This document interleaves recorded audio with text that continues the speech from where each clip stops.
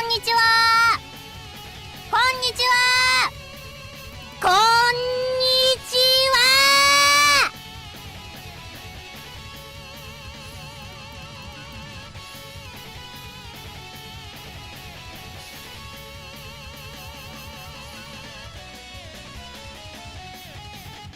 こんにちは。こんにちは。こんにちは。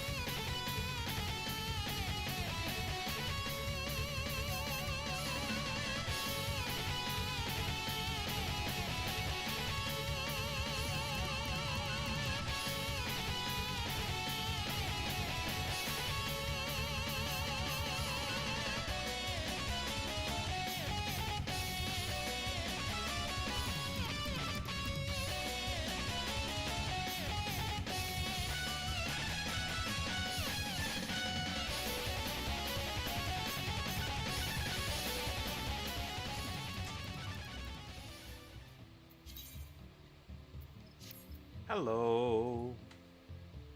We're back. We're gonna be doing some Final Fantasy 14 and chatting today. Welcome to this nice St. Patrick's Day stream. I am still having issues with Windows and Windows running things. So I can control the game just fine while the game is not selected, as long as I am not doing anything like that requires me to click on the game with the mouse. So we should be pretty good, because I think I've got pretty much everything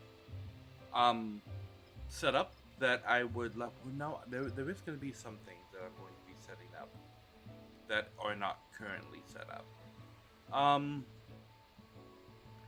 But the game only runs at around 30 FPS when it's not like the focus. But when I put it in focus, everything else on the system lags. This doesn't have anything to do with the game. This is 1000% Windows and Microsoft not knowing what the fuck they are doing when it comes to designing an operating system. It's 100% Microsoft. What is happening is that Microsoft is grabbing all of the system resources and saying, okay, these are all for the game. You can't do anything else while the game is active. This is for the better gaming experience. And so it cripples the entire rest of your system while any full screen application is running.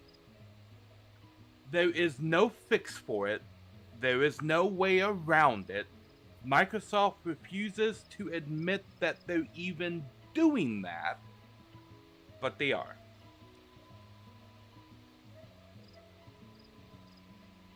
So yeah.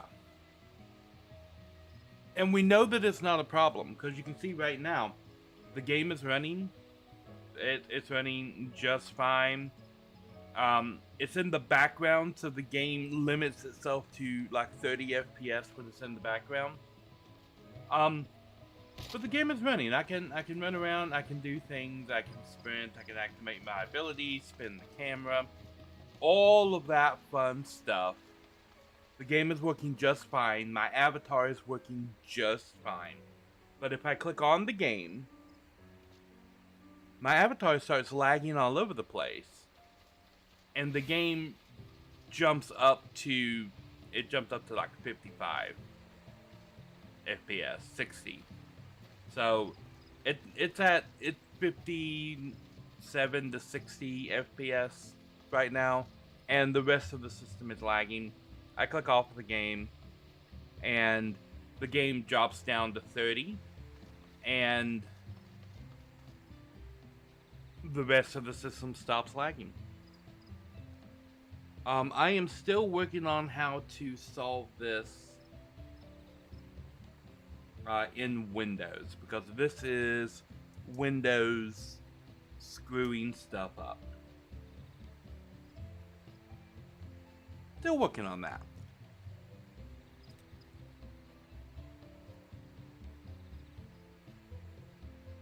Anywho, how goes it today?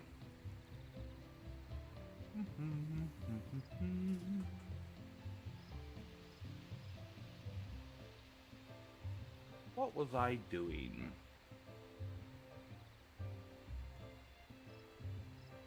I was playing around with this thing.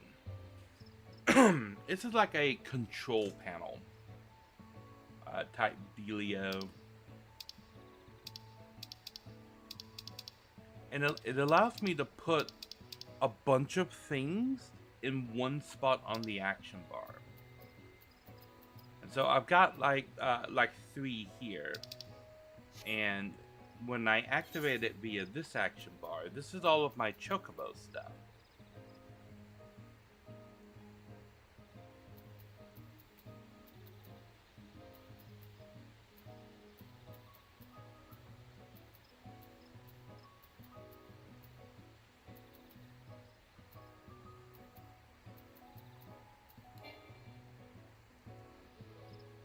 I have to get to a place where my mount can be summoned.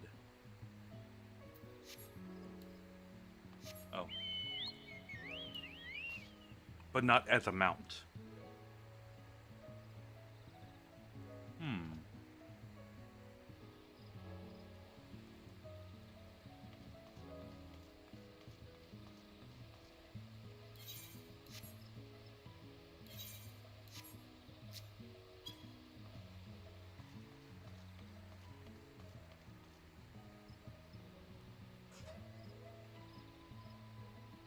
I wonder.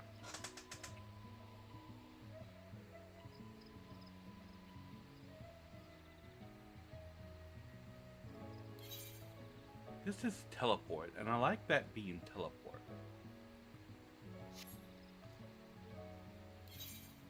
But this being return, I mean, I use return.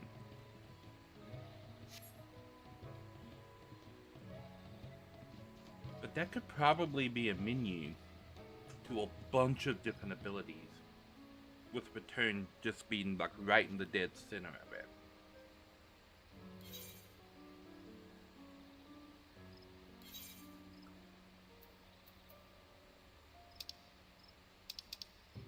Right here. Bum bum bum bum.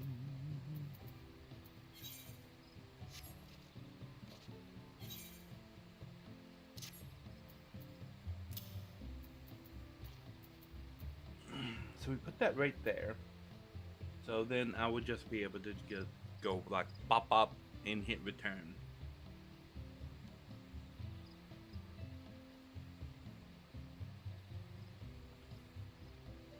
But then I have all of these other things in here.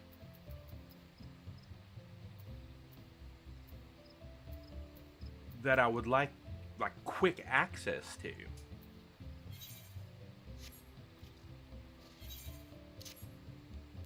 Advanced materia melding. Repair.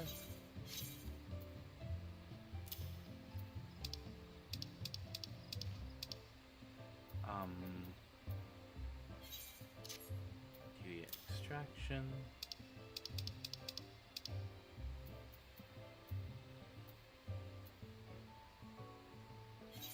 I guess dying.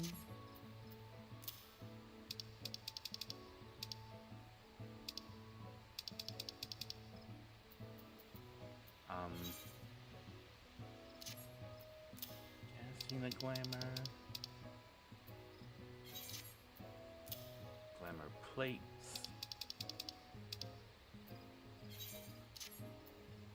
Descent. And ethereal reduction.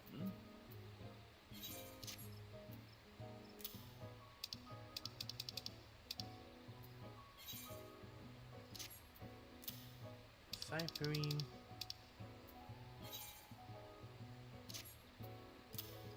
Digging. What else do I want? Ooh, the ether compass.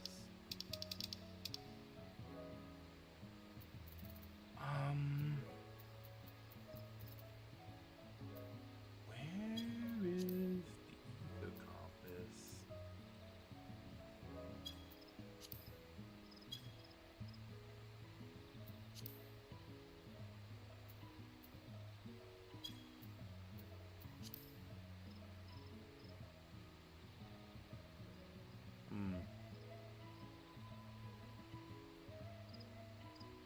You got your speakers turned all the way up and you can't hear me? Oh, that's no good. Bum, bum, bum, bum.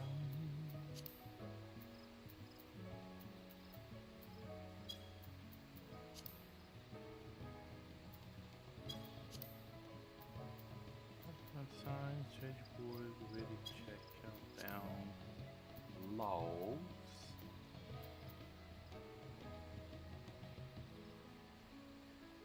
You forgot to turn the sound on. I've done that. Collection, that's where it is. That's where it is.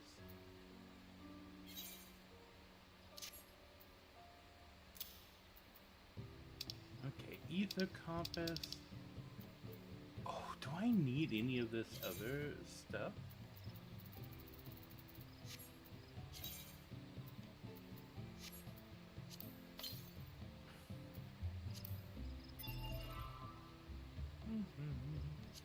Ooh, got a new message.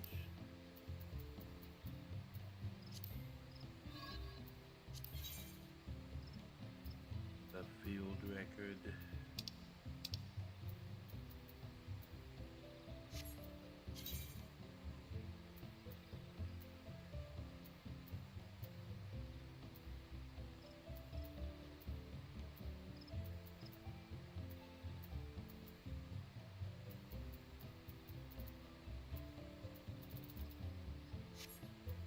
I don't know if I need any of that stuff,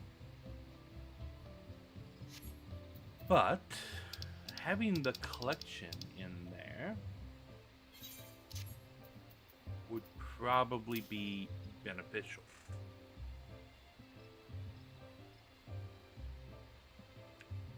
Huh. You're thinking, wow, I didn't know this was that loud. I can't hear anything at all.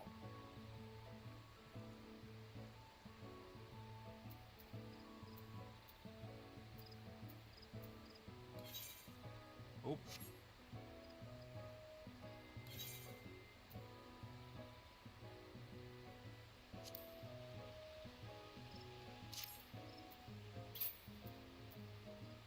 Melding, repair, extraction. What gets the other spots?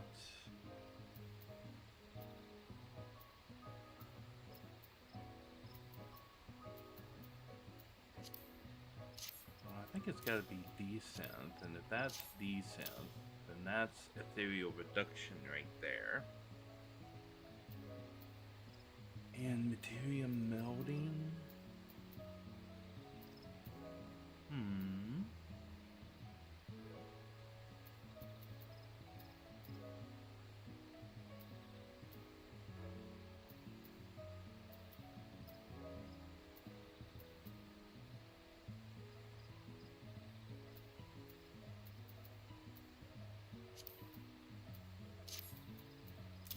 Okay, so we have melding and extraction going up.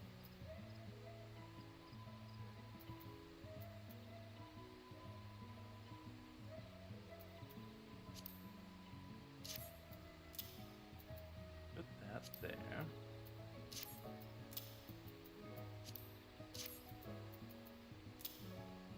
That there.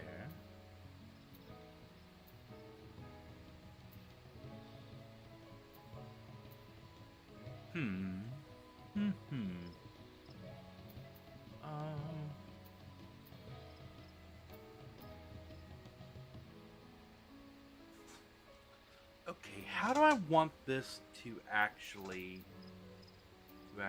function?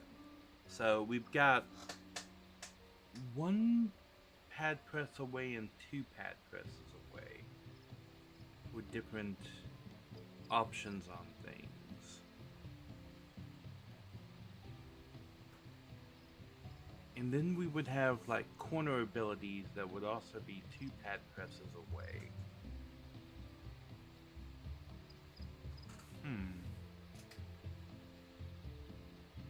But what things to put into which spots? I like this right here in the middle. Oh. I need to pop this up in.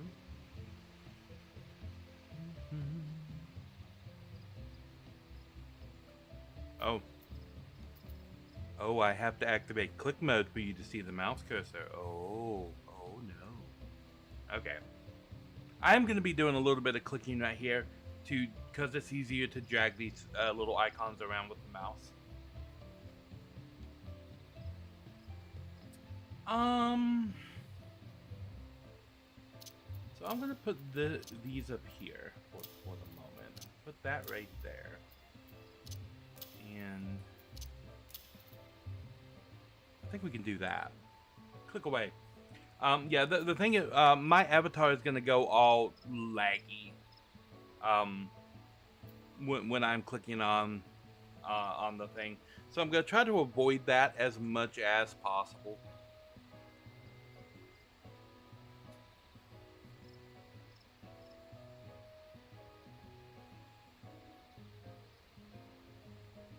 I'm gonna put that there. Put those in that slot. Oh, the pixelate. I am the pixelate.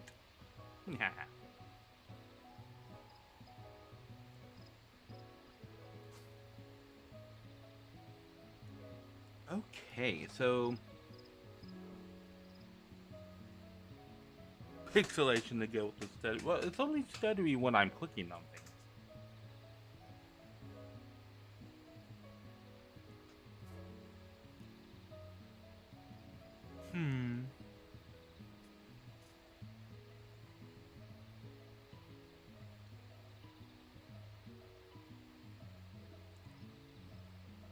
I'd like to go for some kind of symmetry with this.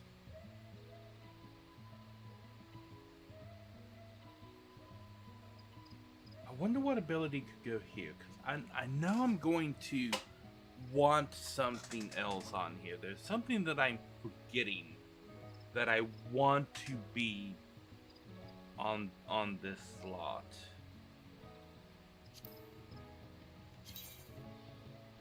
And this is number 1, so I'm going to go ahead and drag this right there.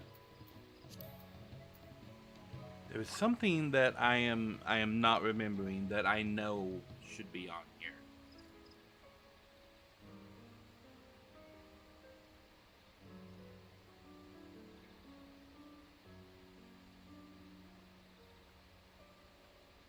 But I am not remembering.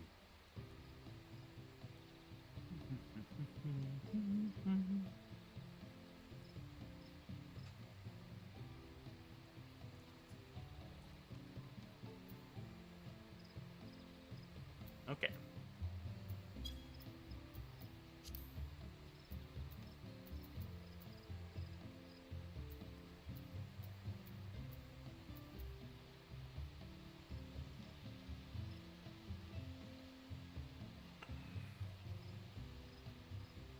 Adventurer plate and portraits would be interesting things to put on there around the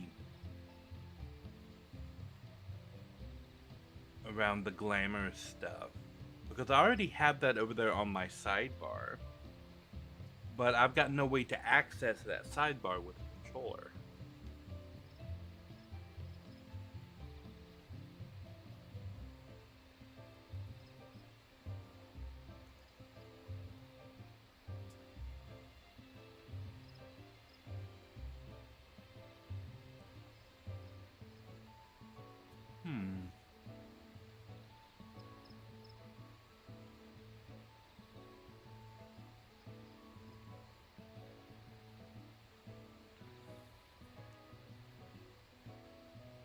The saddlebags and inventory and armory chest, all that is currently down. Currency is down. The mounts are down. Fashion accessories are not. But that would be another thing that I would like to. Okay, so let's drop portraits here. And adventurer plate there, and fashion accessories there. Blue Mage Spellbook is going to be something accessible when I'm on the Blue Mage job, so I don't think I need that immediately.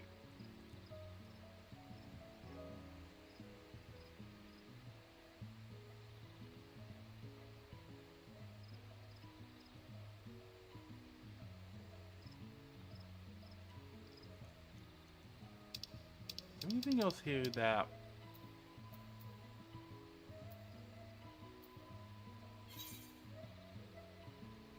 faceware maybe?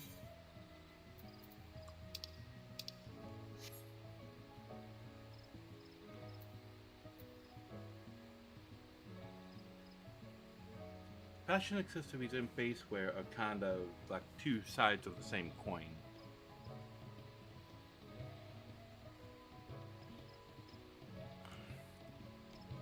I could see with putting faceware here and fashion accessories there.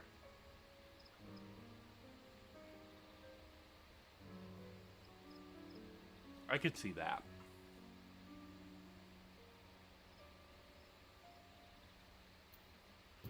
I'm not terribly interested in doing anything with the PvP profile right now.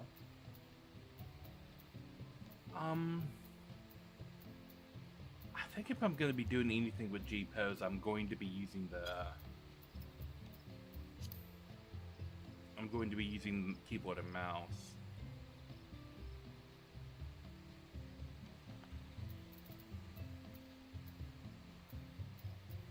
And I've got all of those moves on there. I don't have the roulette options.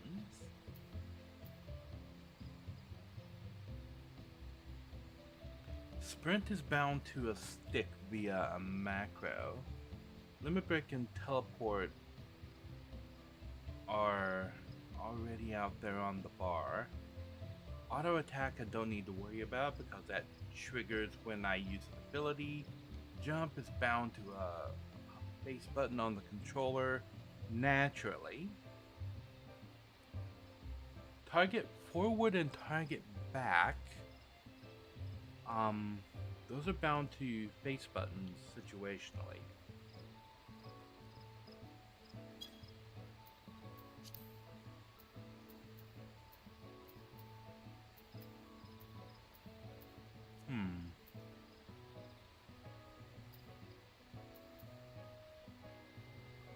I don't know if the command mission stuff comes up enough for it to be useful.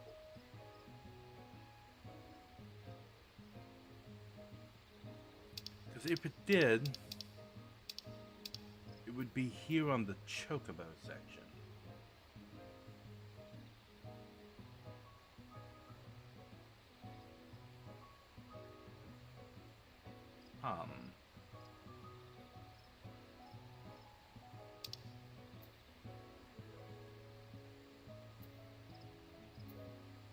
And all that does is display a hotbar with these 4 orders on there.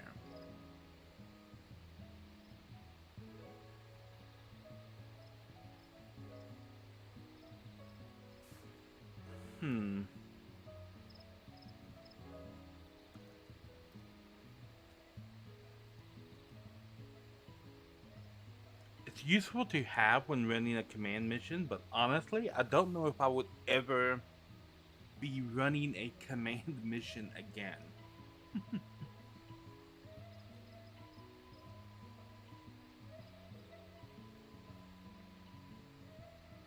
We'll do this.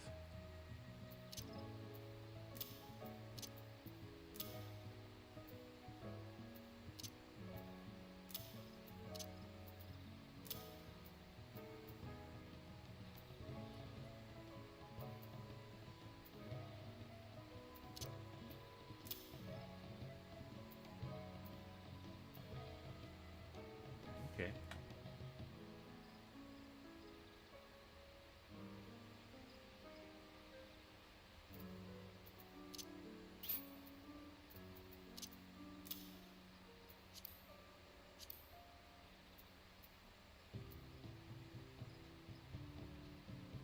Okay.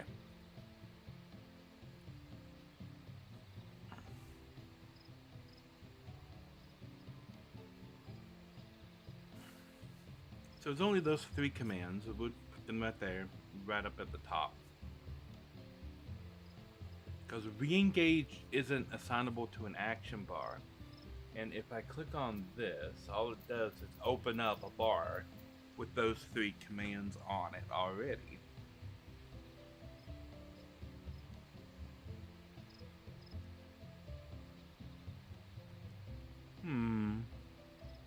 Oh.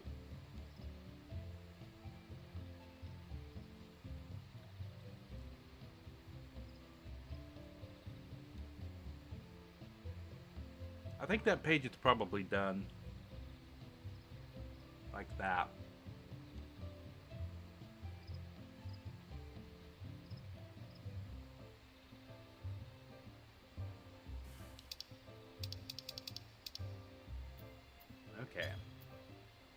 Then there's the pet actions.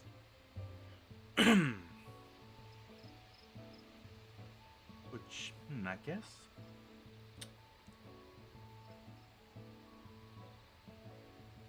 They run in kind of a similar vein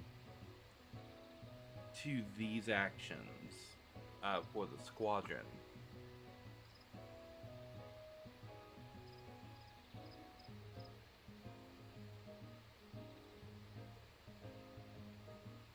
But I wonder, I need to activate a job where I have a pet, and I wonder if these actions are going to become more prevalent with the addition of the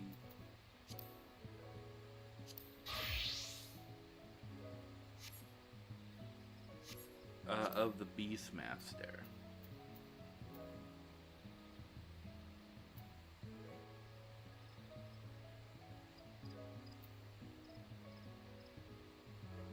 So there are 6 of them.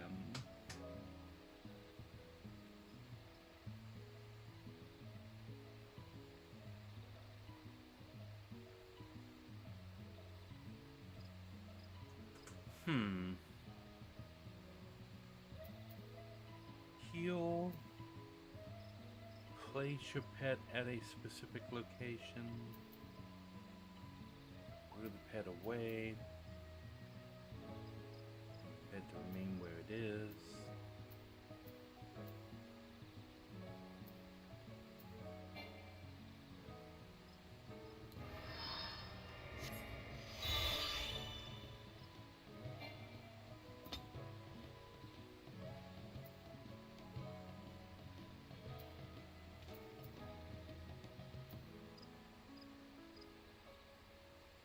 So I can send my pet to a particular location.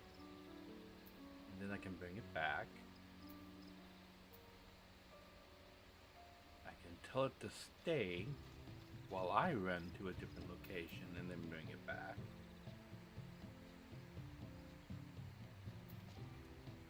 Or send it all the way somewhere. Like up there.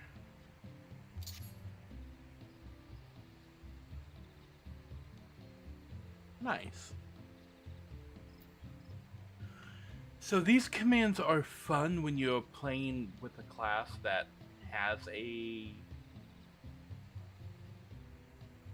pet, and like I used them all the time when I was a warlock, and wow.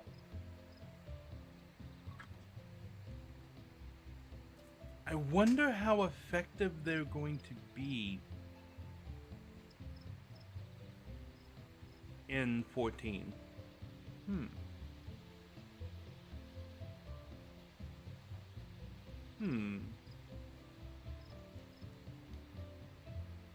And are they important enough to include on this list of things here?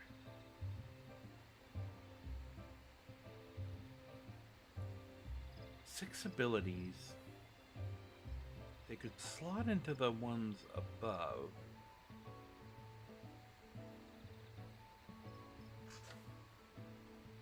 Guard and steady are toggles, but like you would really never need to activate one of these abilities in combat because your pets don't really do anything. This would all be out of combat stuff, and if I'm using it out of combat, I'm probably going to be using my mouse to do it.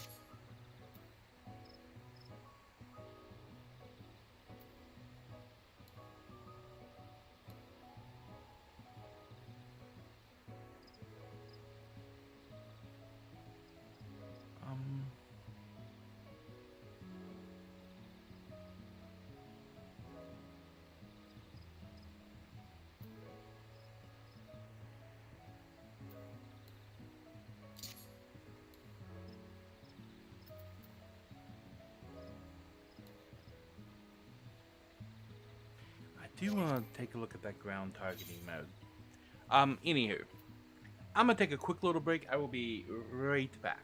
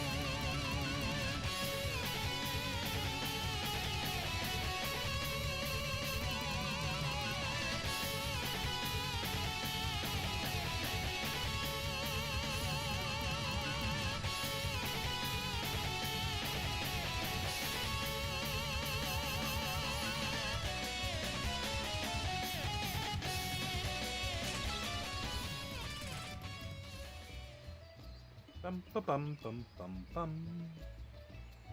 I need to hit this button. Booyah. Nice. Alrighty, I was working on possible pet commands. And how to design this thing in such a way that it makes sense.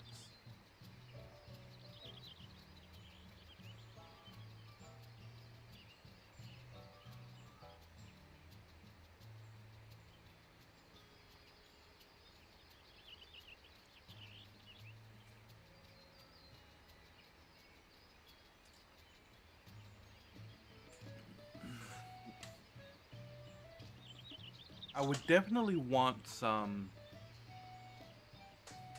summoner only things in here. So if I configure this to be able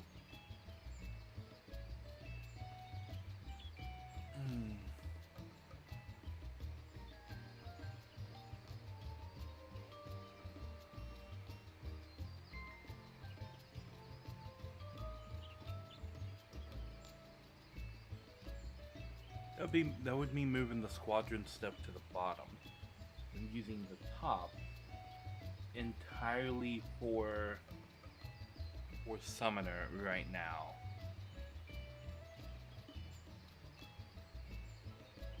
Which I could do that.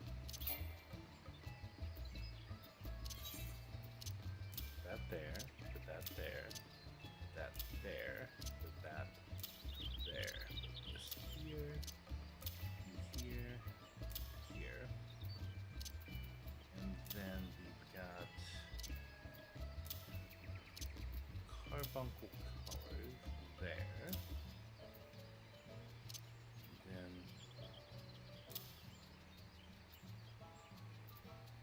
send away heal in place. Stay, guard, and steady.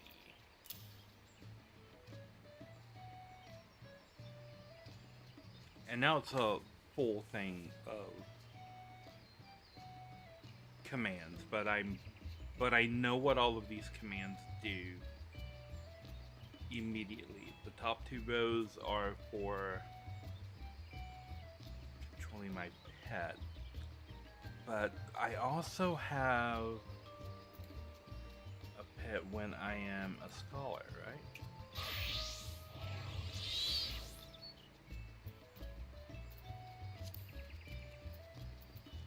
Yeah.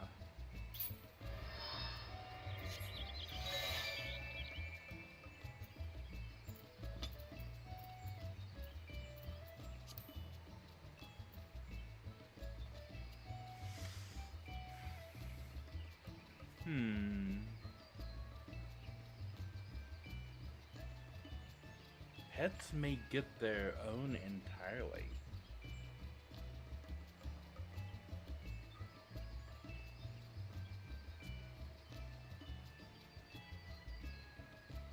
I do have an entire third bar that I could use for pet things.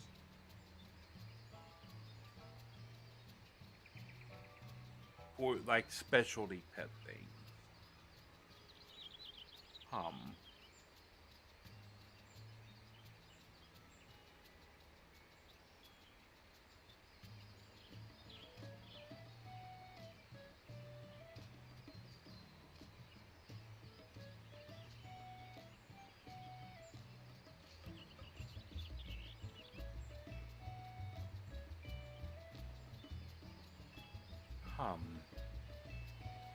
I wonder how many glamours Eos has.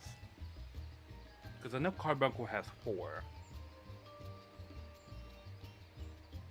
Does that mean we're going to be able to glamour our Beastmaster pets too? That would be crazy. That would be crazy.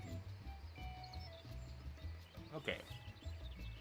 So if I take these off,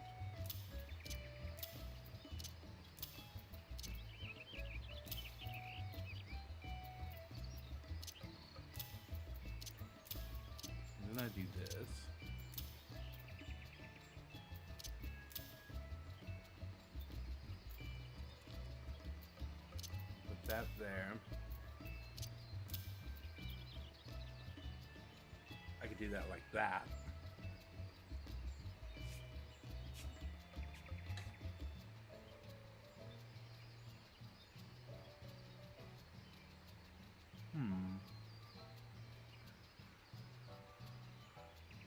Those commands are going to be universal across all the pets.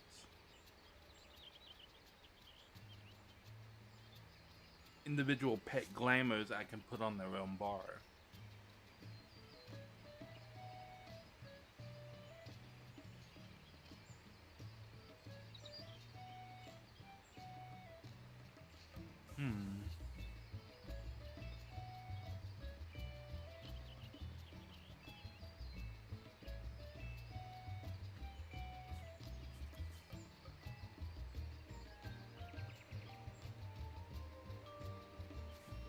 I do kind of want this right here. That would have to go there.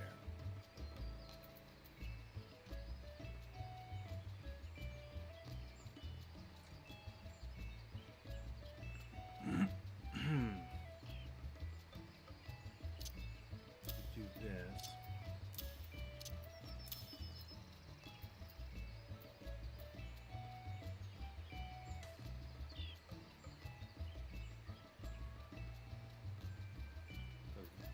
Follow.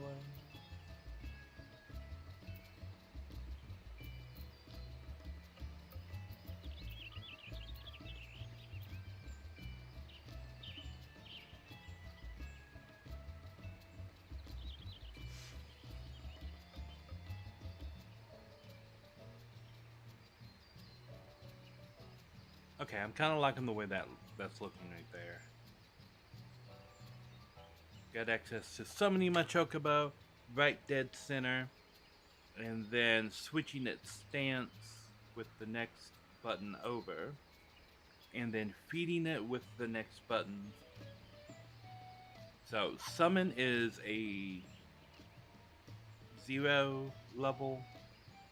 Changing its stance is first order, and feeding it is second order.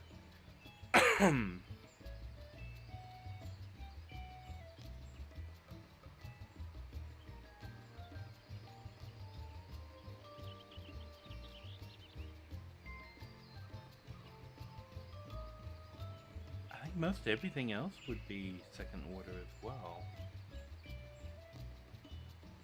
Technically, everything in the cross is first order, and then everything in the boxes in the corners are second order.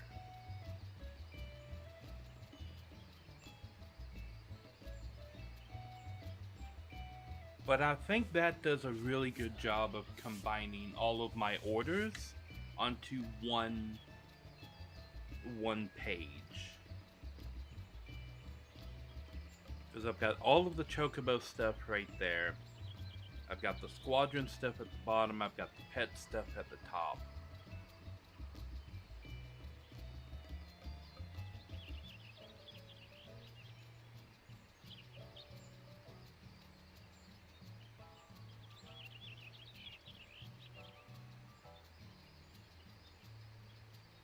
And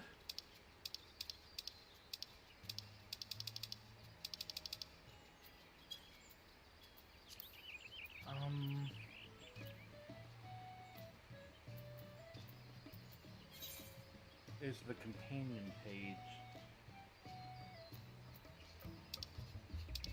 which I don't... All I'm using the companion page for is changing the barding on my Chocobo.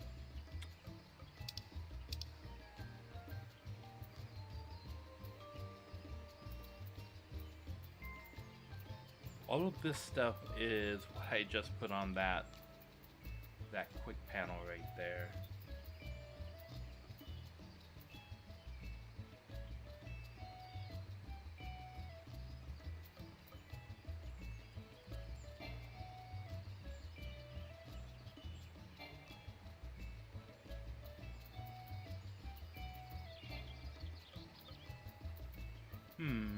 Okay.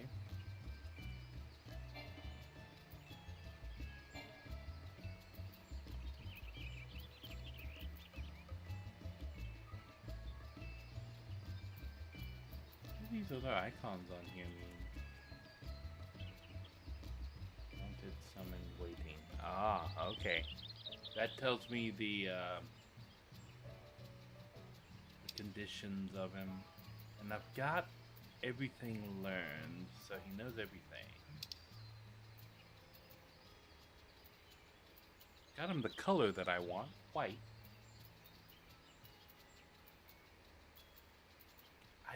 I've been thinking I want to change up his look a little bit, but I'm not sure how exactly I want to change it.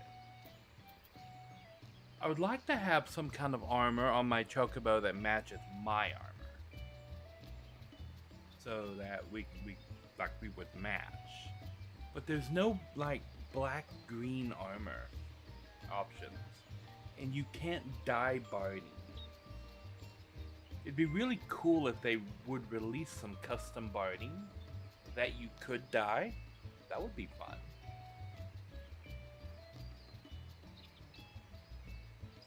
Do I want to put this?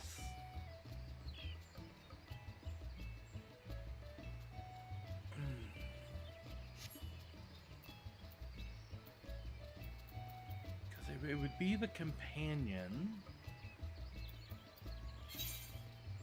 And maybe like the saddlebag. But see, I'm using the saddlebag already.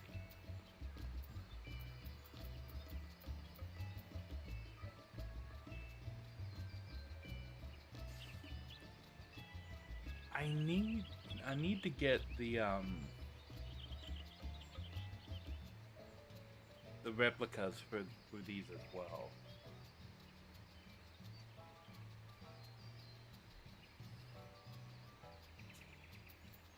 There's going to be 4 levels to each one. 1, 2, 3, 4, 5, 6, 7. Someone's 14.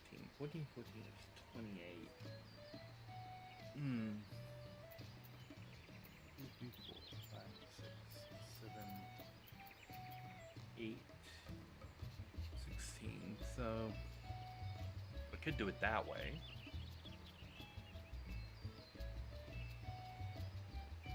Yeah, because 8 of them will fit on here if I ignore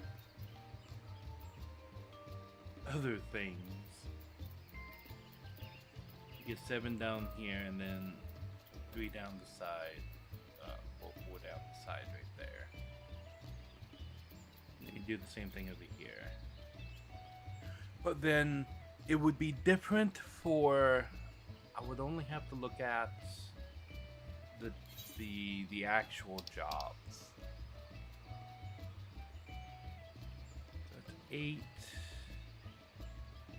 16, 22. So that's 14.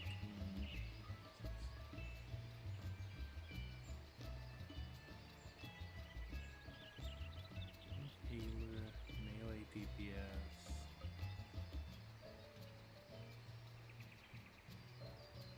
So I would not have enough to ultimately get everything.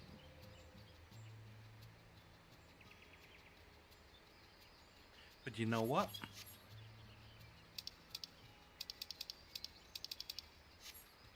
Let's go check that out now.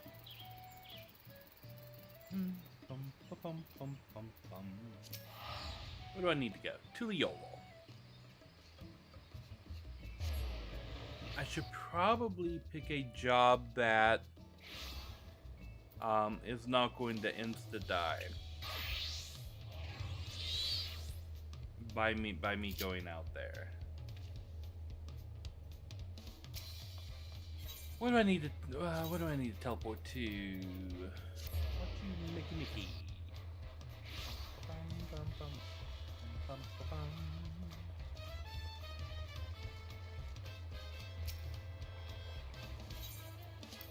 To the Phantom Village.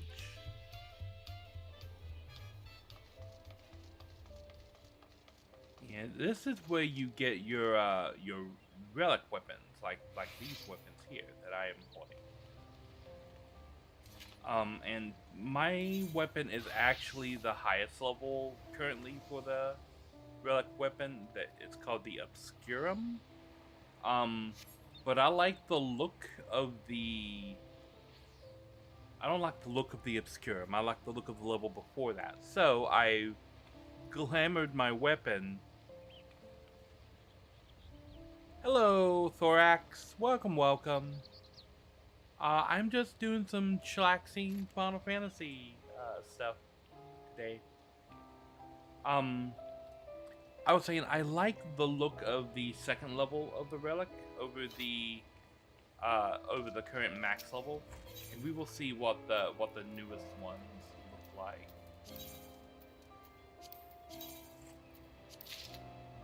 Okay, I'm gonna go ahead and claim these.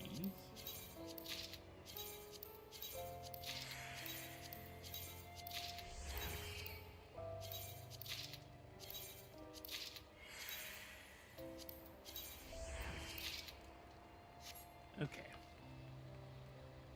And boop and boop. Okay, so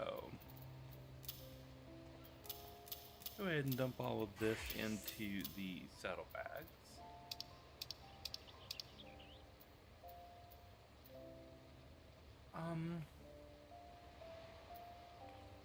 And get some sorting going on, shall we? And umbre, okay.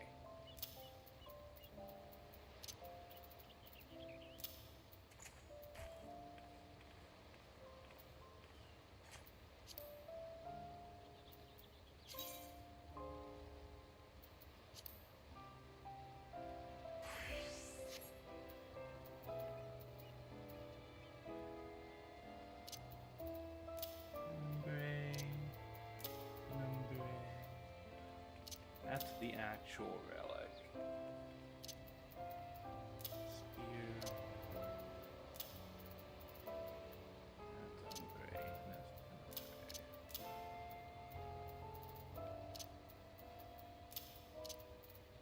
And these are the actual relics right there.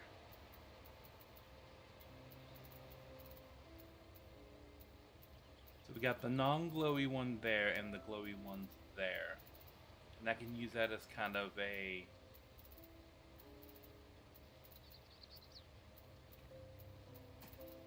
progress so that I can see where I'm at. And I can't get the Obscurum from here, can I?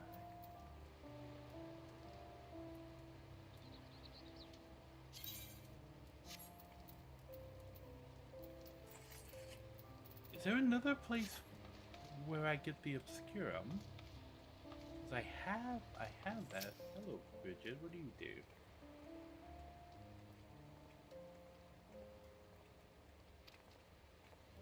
Can I get a? Do I get a Bridget map? Somebody link pearled.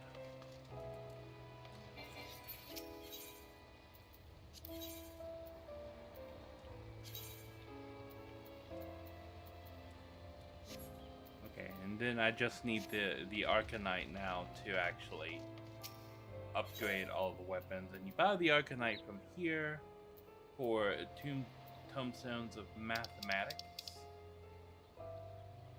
And so I will need 4,500 Arcanite to get a max level relic weapon for any particular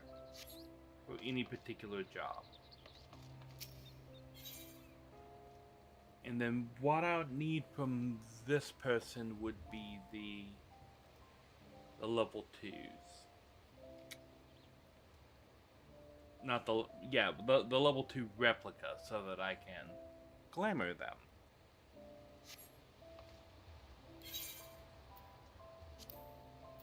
Okay.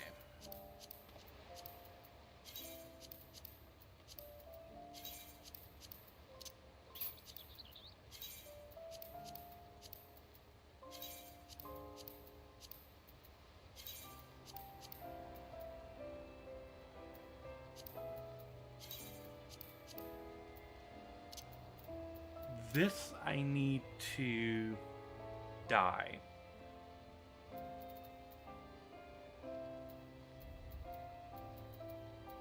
none of these are set yet. So that one, I need to go ahead and upgrade.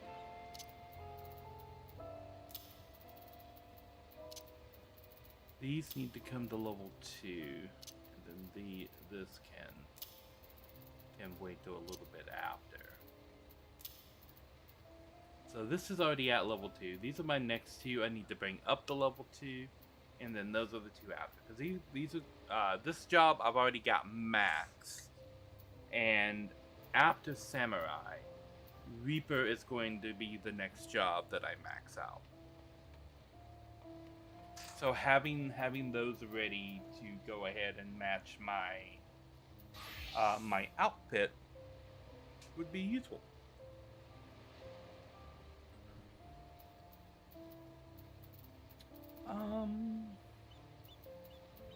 And that replica I need to die, so let's go ahead and return. No?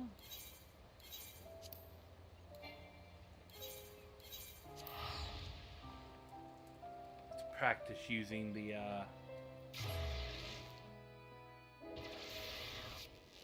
okay. We need to go talk to one of my retainers to get some dye. I suppose I probably could have just done this whole thing inside of the inn, because I need to go there anyway. I need to change your clothes, my dude.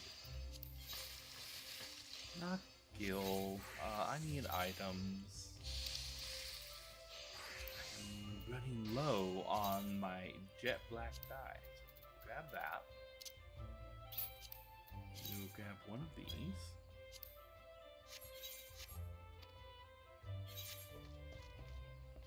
Okay. And then open up the dye menu.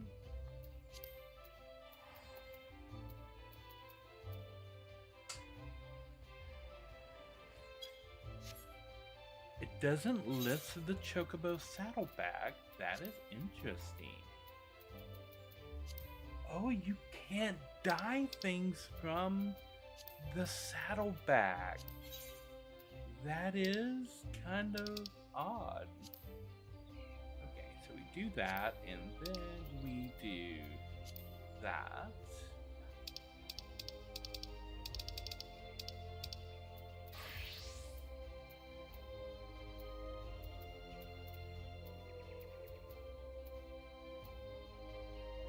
Okay.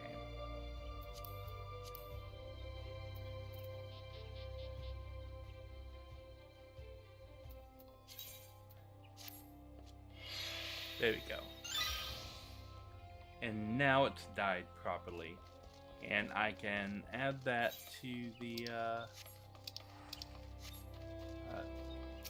to my glamour dresser. I need to go to the inn, and the quickest way to get to the inn is through the plaza. Boing. How many poetics do I have? 52. 52 is not enough poetics to worry about having to do anything with my poetics. Retire to an inn room. Okay.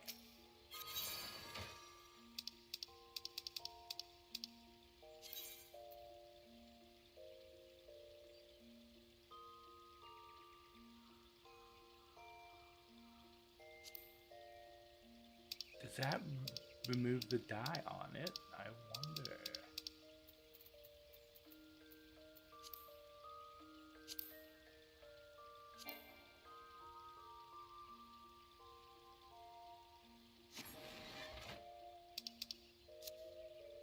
Class restriction.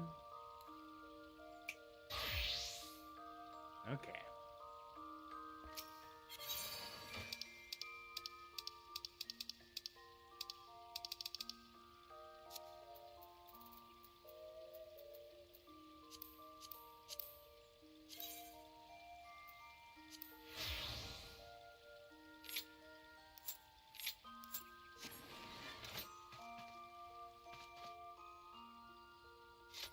Okay. Very nice. I love how the second level of relic for this expansion just matches my armor so perfectly. This is the samurai relic level 2. Even though my samurai isn't high enough level to actually equip the relic, I can make whatever weapon that I have look like the relic. And I think it matches really, really well. I like that. And I can show you the other ones that I have. Yay! Head pats. This is Viper, and as you can see, the Viper weapons also like perfectly match my armor. And then I have the glowy version of the Viper weapon as well. But I love the way that the weapons just match up. Because I've got the whole black and green thing going on with the armor. And I love that I can dye these weapons to match the armor just wonderfully well.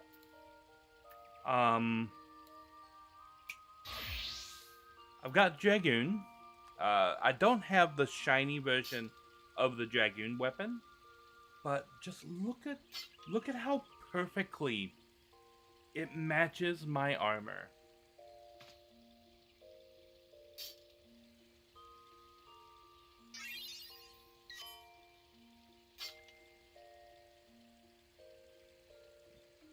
Like you would never know that these weapons and this armor are from a entirely different thing. Of course, my armor isn't entirely from the same place either. The glasses and the boots are different.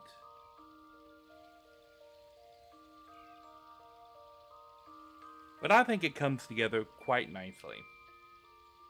So that's Dragoon. I also have Reaper. Look at that, just how the designs on that match up.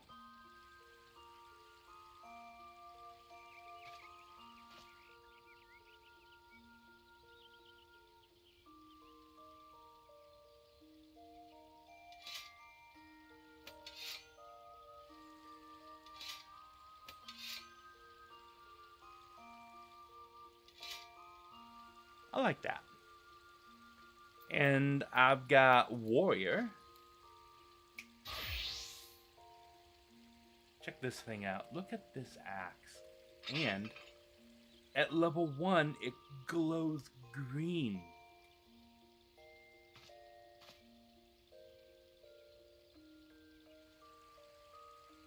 I don't know what the level 2 of this weapon looks like with a glowy particle effect on it. But this one, if it takes away from that green glow of that rock right there, I may just leave this one glamored to level 1. Because I really do like that green glow.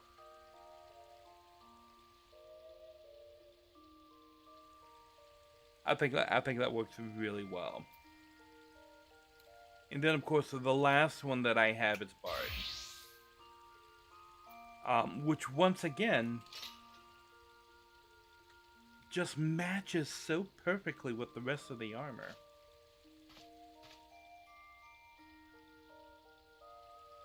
It's a harp bow.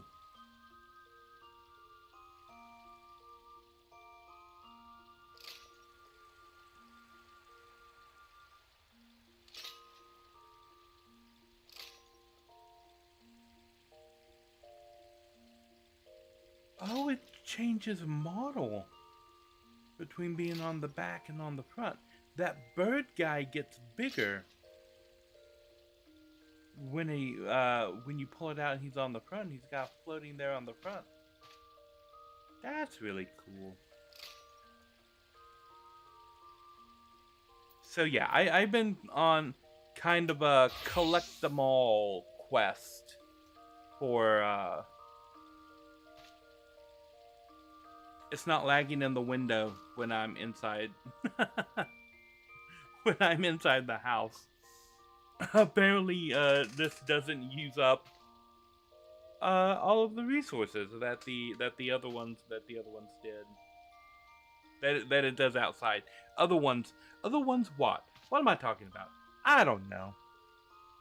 He's on third.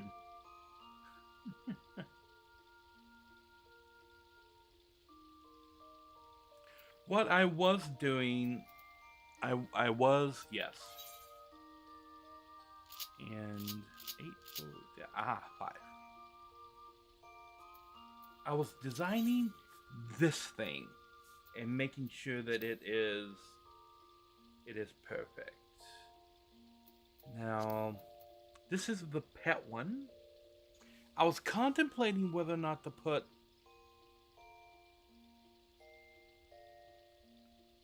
the companion tab on here as well. But I don't know. I don't know, because that's something that may like also want to go here on the front. Let's look and see if there's any of these others. The duty support, I kind of do want to put around. Duty support and trust. This is a system. This lets you solo dungeons with computer people on your team, so that you don't have to pair with actual real players.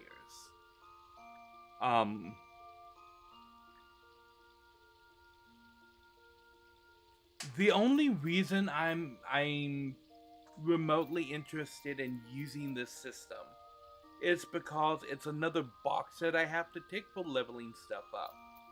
Because I have to level up my my friends to use this system properly, and have to do it across 3 expansions.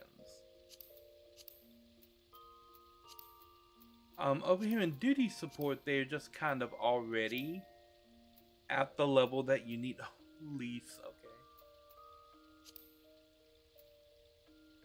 They're kind of already at the level that you need them to be at. To be able to solo any of the, and this is only for, I think, dungeon content. I don't think it includes. Oh, is this only? Oh, this is only for main scenario content. Well, that's interesting. So it doesn't let you take on all of the content, only the main scenario content. This, on the other hand, I think lets you do pretty much anything.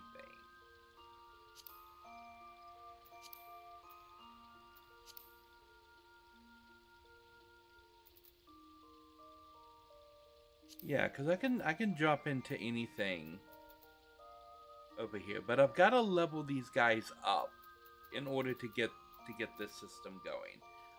Leveling up the trust system is not terribly high on my priority list, and there is yet a third system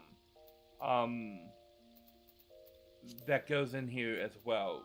This down here where I put in the squadron stuff. There is another version of this system in the game with a squadron that you get from your grand company. I've already got my squadron all the way leveled up though, which is probably why I said I'm probably never gonna run another squadron thing.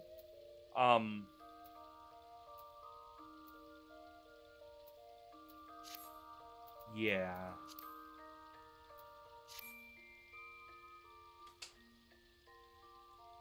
The VUC Dungeon Finder.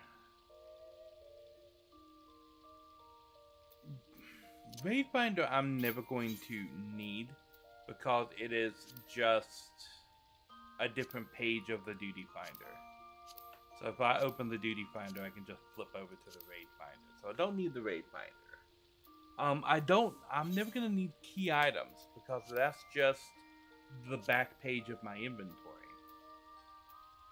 I'm never gonna need recommendations because I know what that is. I don't think I'm ever gonna need the journal because I can just click right here and it opens the journal. Collection is in here and duty finder is on the menu bar at the bottom. Duty support is not on the menu bar at the bottom.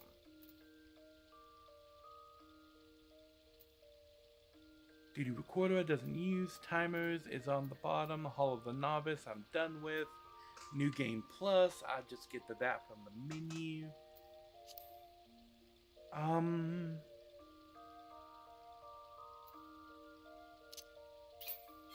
The hunting log I genuinely need to finish, but once I finish the hunting log, there is nothing else to do with it.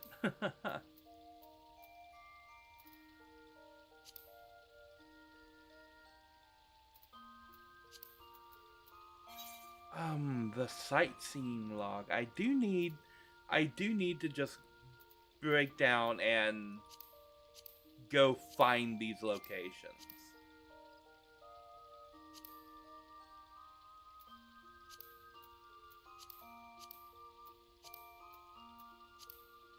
Because it gives me a clue. Under the azure, I gazed down upon warships 3, their billowing sails of crimson leaving no doubt as to who truly rules the seas. Such were the merchant's words, and I would see as he saw. I don't have any of the sightseeing stuff from A Realm Reborn, huh? Huh, would you look at that? Would you look at that? Fishing log and fishing guide, that's on Fisher. Gathering log, crafting log, that's on those jobs respectively. The challenge log gives some interesting things.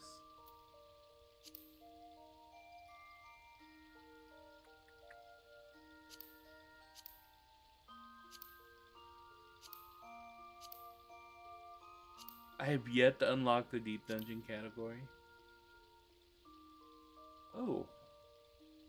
This is island stuff.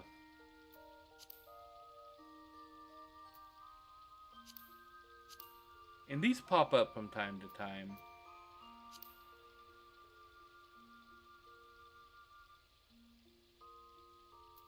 So I'm not concerned that much about the challenge log. Travel. I'm working on mount speed. I've only got the Realm Reborn areas left for mount speed. Everything else has all the stars filled in. Except for this. The South Horn is in the Occult Crescent. And I have to go in there and grind things in order to be able to buy that map. And this is the Endwalker's version of the Occult Crescent, which I have to buy from inside there as well. I'll do that later.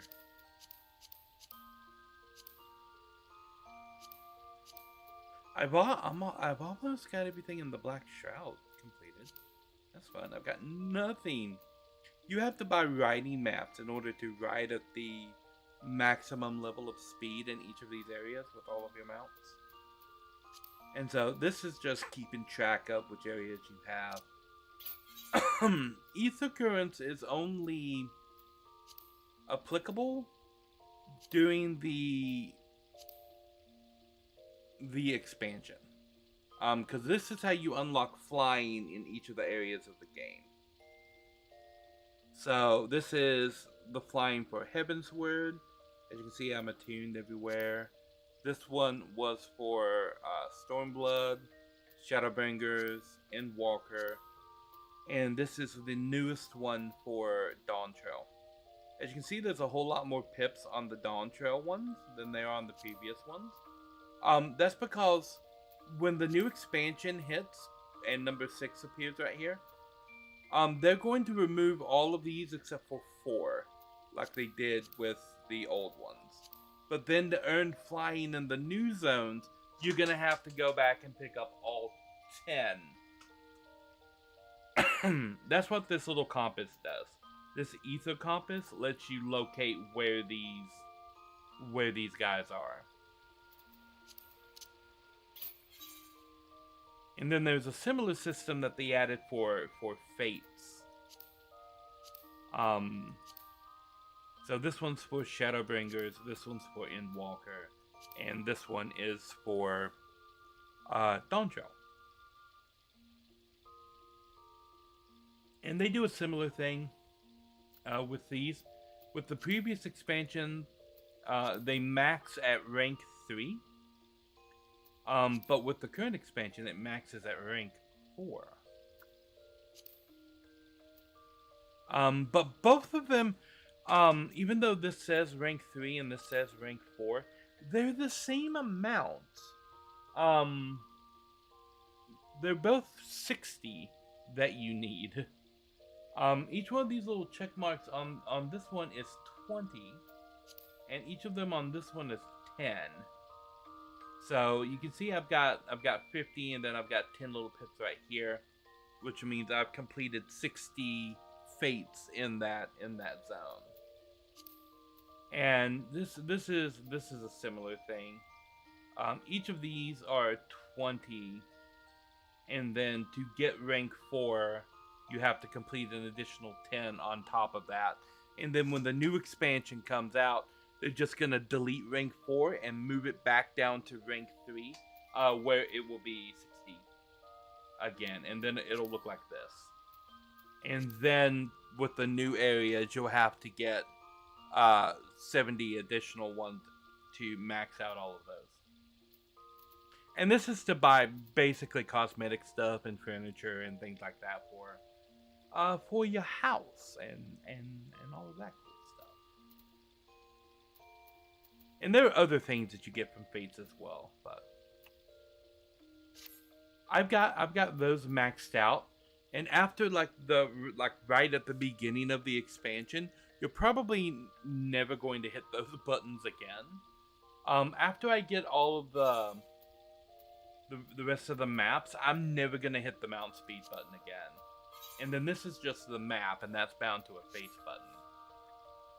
So I don't need to put any of this stuff on a bar, because if I do need to come back and look at any of this, I can just come back here and open up the main menu and navigate to it, because it's going to be like a one-off thing having to do any of that.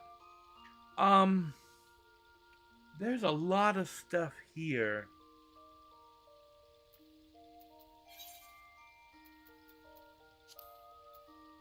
Like I don't need party members, because that's part of the friend list. And I have the friends list right here. So I don't need party members. The party finder is a useful thing, but I use this so sparingly. That I can just come in here and get it. Now, signs and waymarks. I don't really lead any content. So I don't know if I would ever be the one that's putting markers on things. But I could see having an entire section of this dedicated to signs and waymarks. I've never used this strategy board.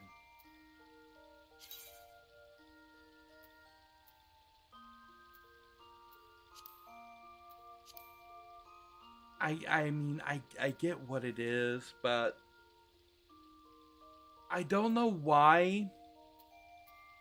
I don't know why it's implemented, because there are pages on YouTube where you can go and they show you how to run the dungeons and the trials on every difficulty.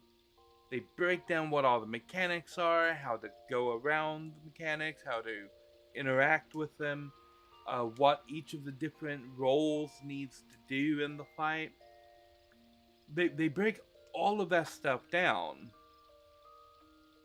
Um, and everybody that I know that grinds that content, not only here but in World of Warcraft as well.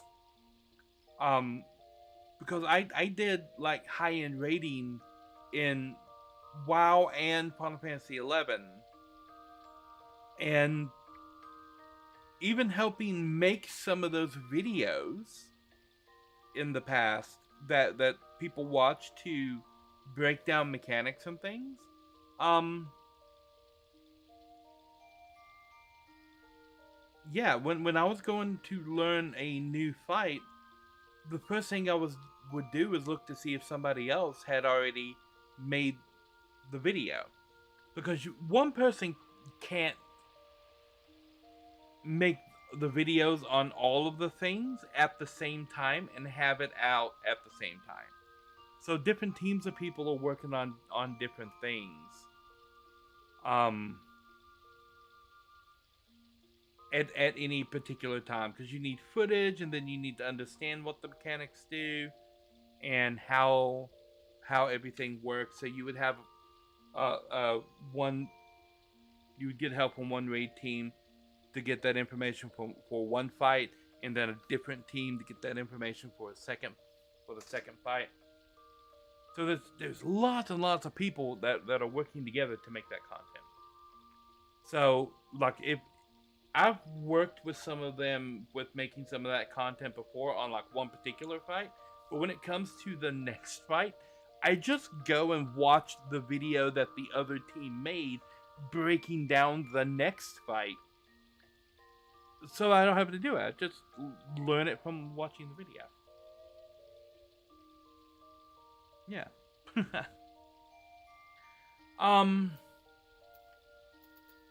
So yeah, I don't know. I said that to say I don't know why this was implemented entirely. This seems like a really out of date way to try and get that information across. Because if you're standing in the room with the fight, they're just dropping these on the floor. Cannot be used here. Can this be used here?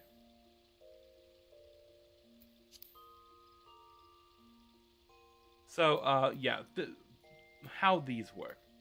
You click on somebody, and then you can assign, not to a hotbar. It won't let me do it to myself because I'm inside. I'm not in a dungeon or on a battlefield, so it won't let me. It won't let me do it. But you can drop signs on enemies and people to let them know, okay, kill these, and there's a bunch of them here. Kill these enemies in this order, and you can tag up to 8 of them. Or follow. The tank is on square, the healer is on circle, and your lead DPS is on triangle. Try to stick to where you're supposed to go. Like, don't attack the things that have the no sign on them. Crowd controlled things that have the bind symbol on them. Things like that. So if you're in the room, and waymarks are marks that you can put on the floor to let people see, okay, Alliance A needs to go to the A mark, B needs to go to the B mark, C needs to go to the C mark. During the first phase, run to the 1. When second phase hits, go to the 2. So, these are waymarks are marks you can put on the floor. Signs are things you put on people and monsters. And if you're actually in the room where the event is going to be happening, no one is using the strategy board. They're putting the markers actually on the floor and on the monsters in the room, saying, you need to run here when this happens, and then over there when that happens. DPS all need to follow this guy, because he's going to put you in the right spot so that you don't die. That kind of stuff. So yay, tools for raiding. And then of course we got the ready check, which lets you know if everybody's ready, and then the countdown.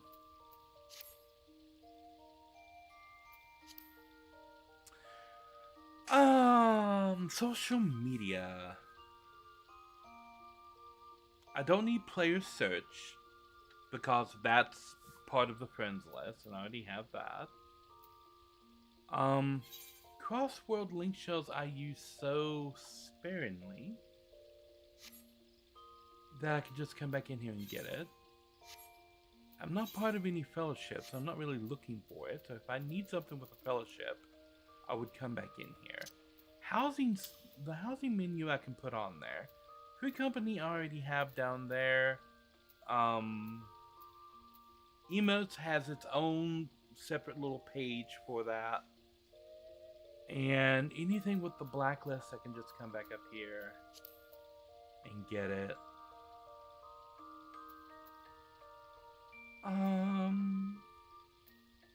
Anything with configuration, I just go to it from the menu. I guess macros and HUD layout are things that I can put in there,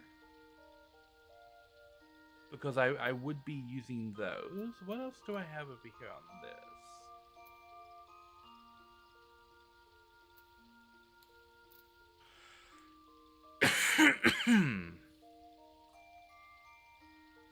I think that's everything. Oh, I could do a performance stat. Duty actions? These pop up in their own thing, so I don't really need duty actions on there. Traits are all passive. Performance would be something that is only for Bard. This is playing music. And all the different instruments that you can do. I don't think 1, 2, 3, 4. 1, 2, 3. Trumpet, right? Yeah. 4, and that's down to right there.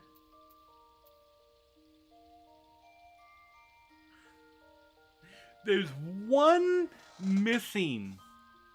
There's 26 instruments here, and there's 25 slots right there.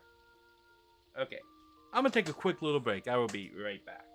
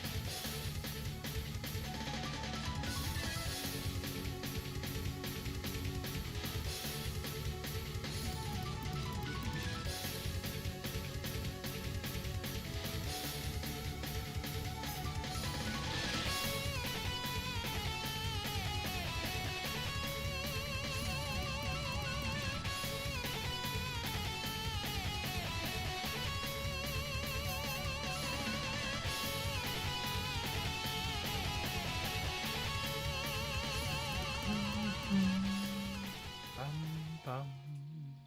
I have returned.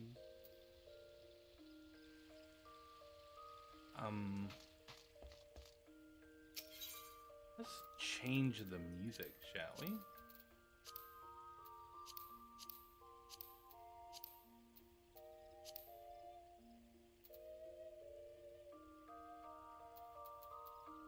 Dungeons, locales.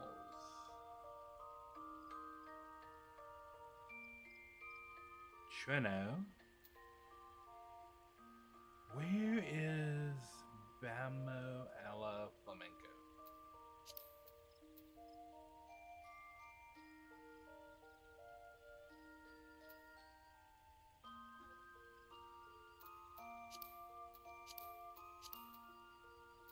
Not a raid. Ambient quest.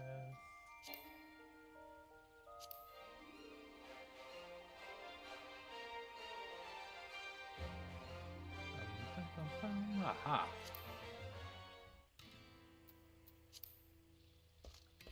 There we go. Now. I'm right after I went on break, I moved those two things from there to up there, and it just kind of balanced the whole thing out. So I kind of like the way that looks. So I've got the extra items, command panel 1 right there, and we've got the Chocobo and Friends panel, panel 3 right there, and then I already had the emotes panel all set up and everything. So I've got the main emotes thing right here in case I need something, and then emotes that I most commonly use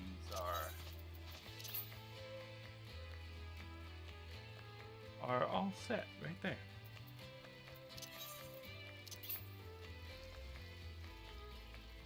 Water the carpet. And sweep up the water. That's how that works, right? And then I can die.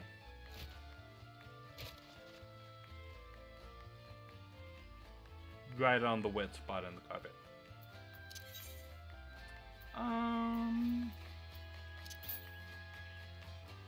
I've got my tea from my Limsa cups. I've officially decided which cup I want to drink my tea from. The one that matches my grand company.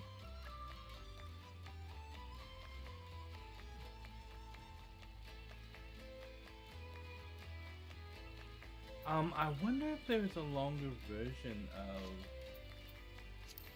that. Because there's sip and then gulp.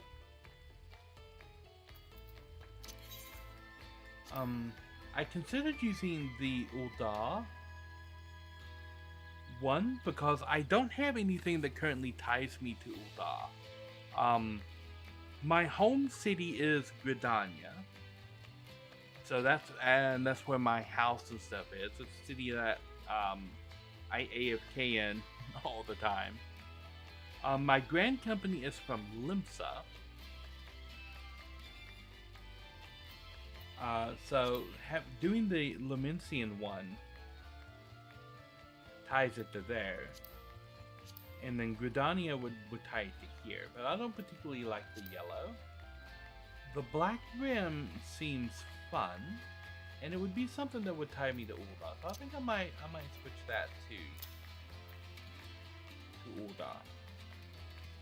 So the black rim matches my armor, and it would be something that would tie me to the other major city, even if it's just an emote.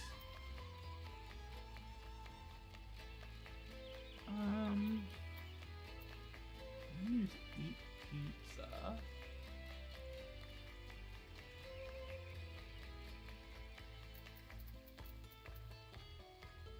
Bow, Eastern Bow. So I got the Bow. We've also got the Eastern Bow.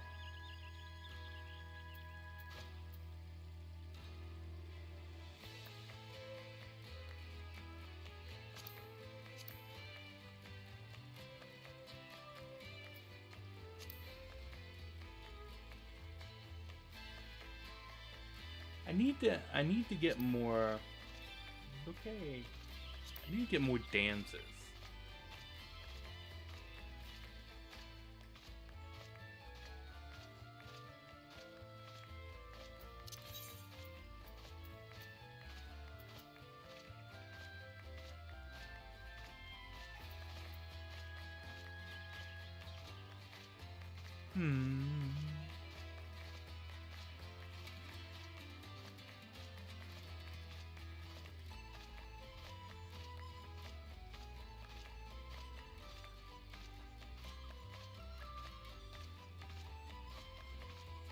I've got 3 of those.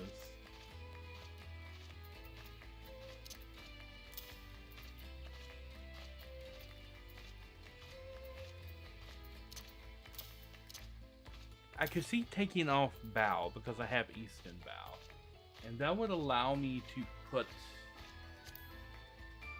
something else on there at ease. Nah, not at ease. Not birth control. What's sugar? Oh, cold. Okay.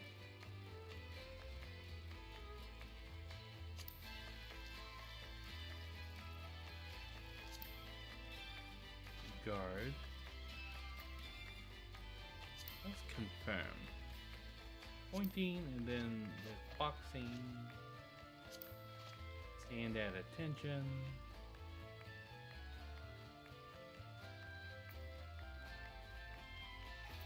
Change pose and visor I've already got. Is there a ranger pose I could put up there?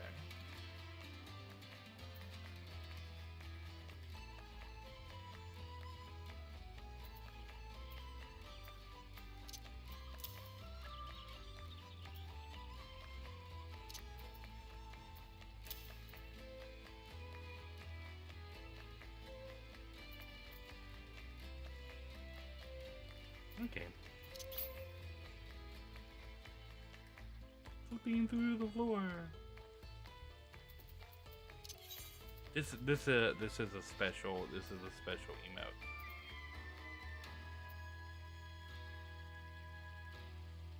Okay, so I've got emotes.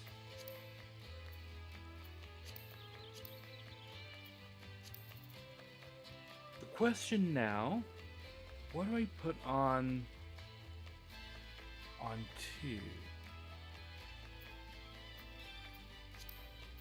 And this,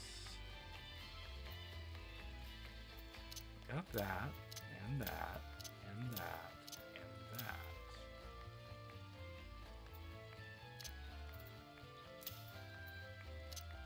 Put those macros there.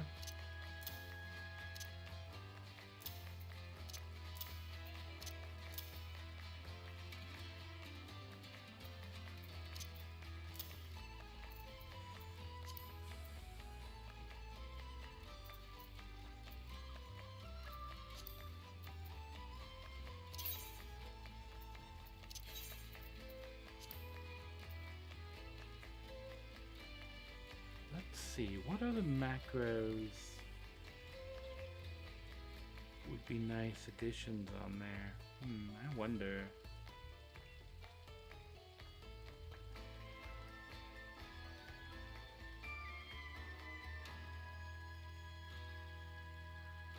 Could I drop 2 macros on there that would fill up that spot?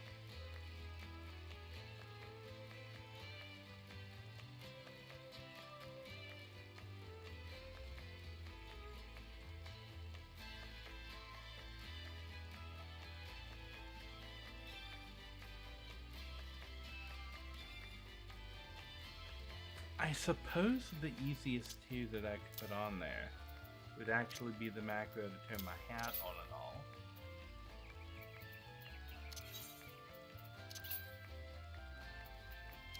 And the macro to take my glasses on and all.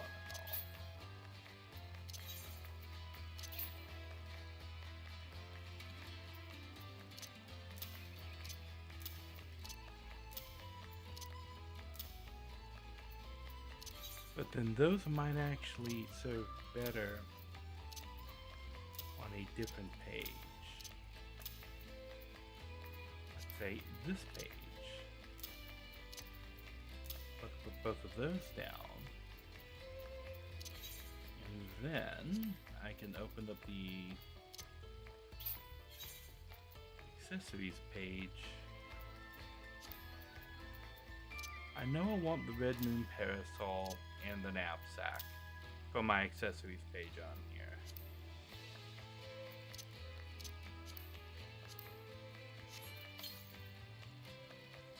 Pixie wings.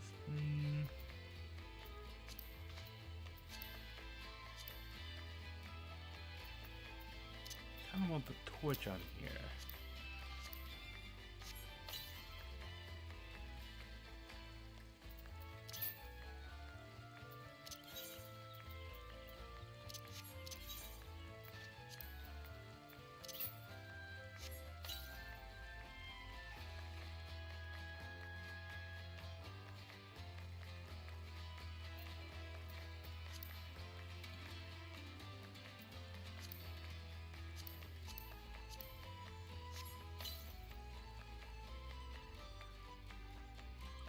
Golden Archangel wings.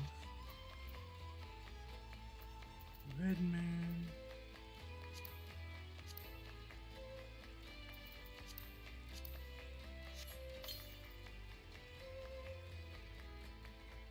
Kind of a normal black parasol.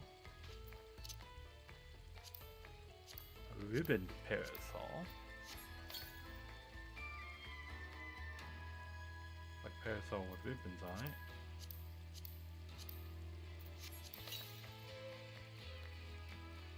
Enable auto umbrella? What?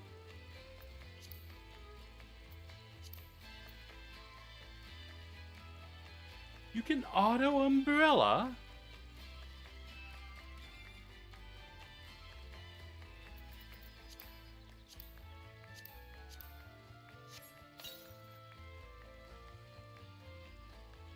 I wish there was more than one.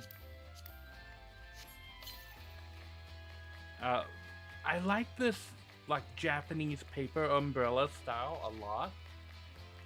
I wish there was more than one black one.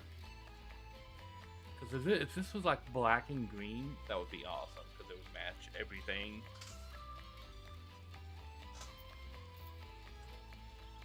And you can check for the ring. You have the umbrella out, and you can do the umbrella dance.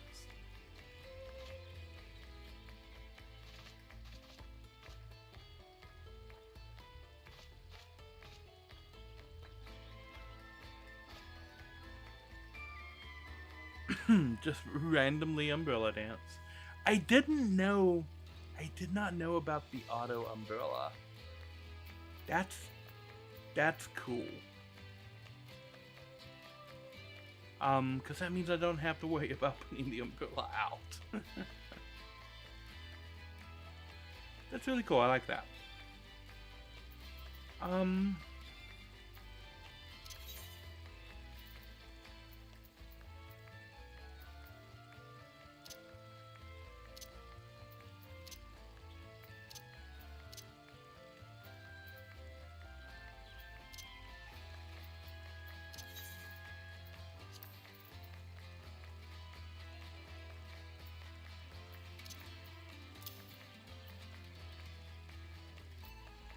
Okay, so we got the hat, we got the goggles.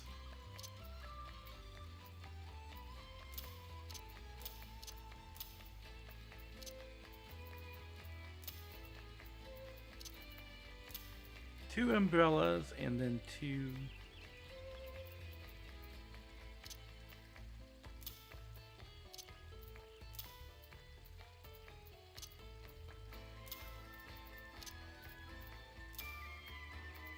I like those four minions right off the bat.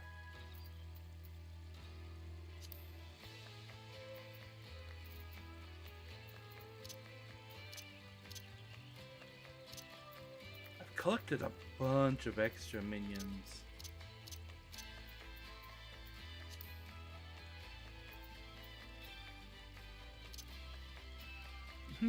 Cat Bat cat. A demon brick. Calca.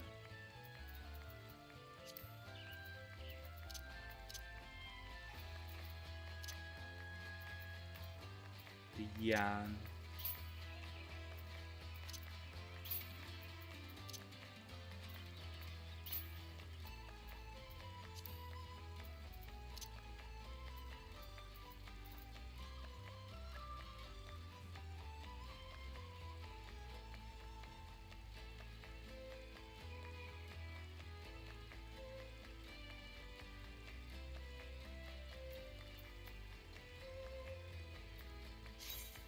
Minion hotbar.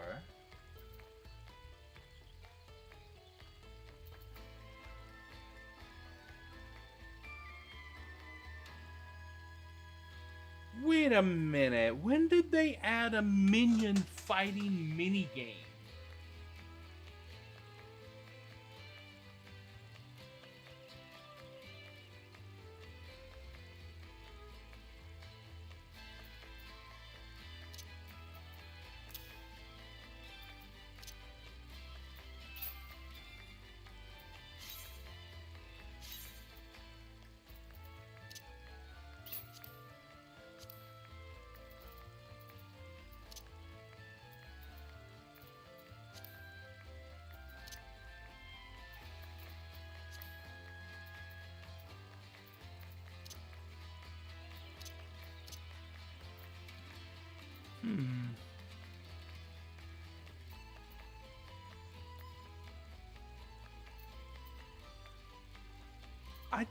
When did they add a minion fighting minigame? I know it's been in World of Warcraft since like forever.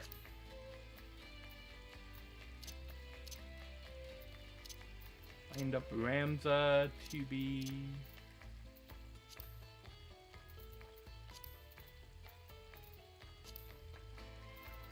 Arrow, Minion of Light. There's Tifa and Garnet, Yuna.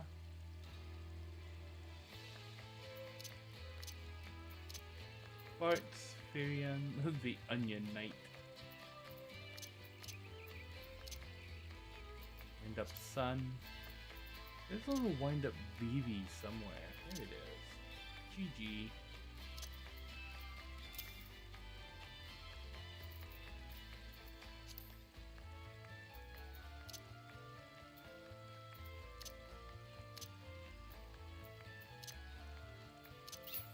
Chloe and Zoe, sisters.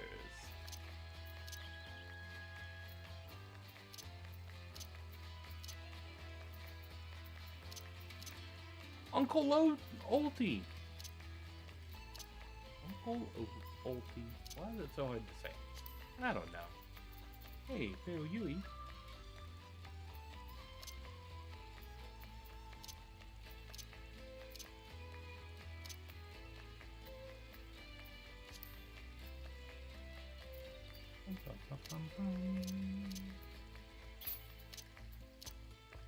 Micro Crow.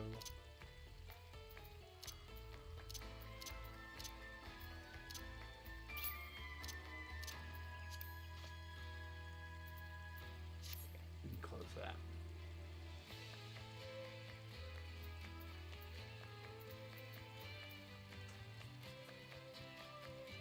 So I think what I'm gonna end up doing here with the minions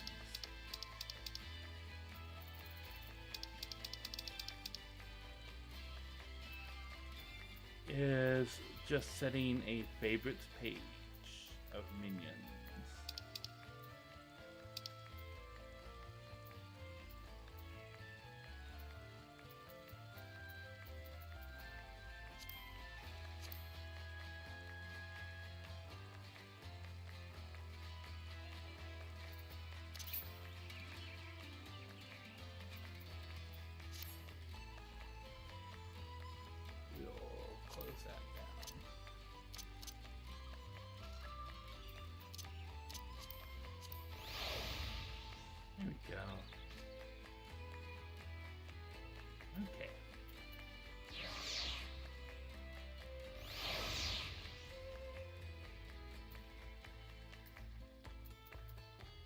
A tailless Moogle.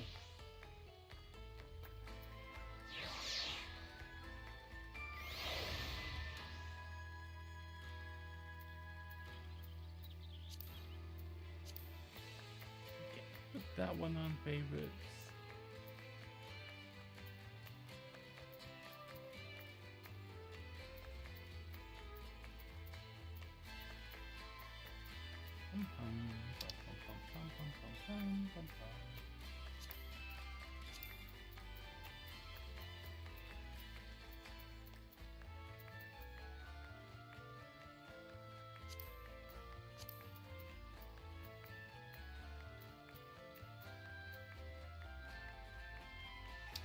Oh, little mummy. Okay, Monkey King. Conditional virtue?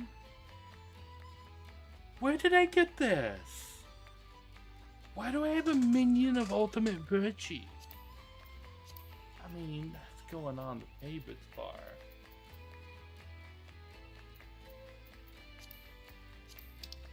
As is the frog friend.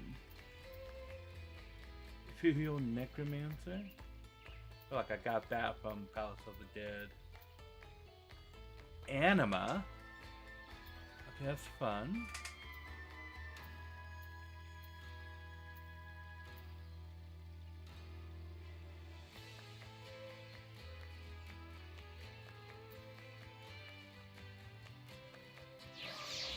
I've seen this, people have this thing floating around.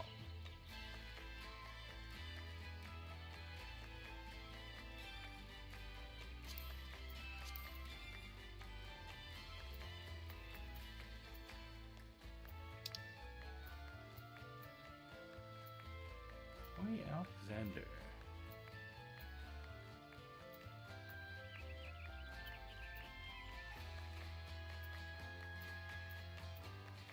Sober Pup.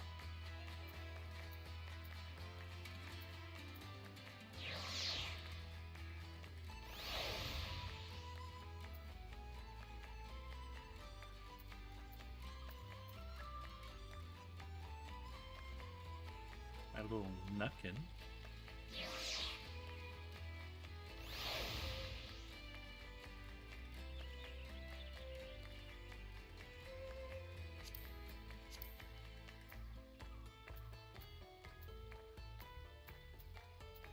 Okay.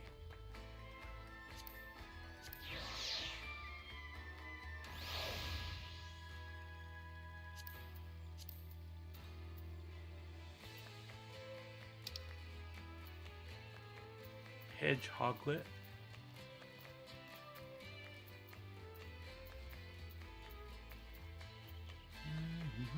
Chewy. Aw. How cute.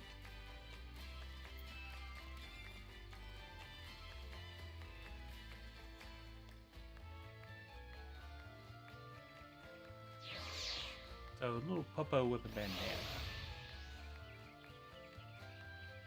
Ooh.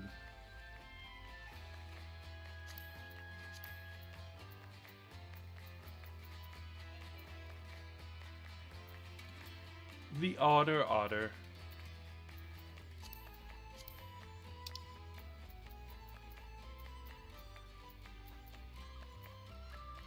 The Major General. I've seen that little shark guy flying around.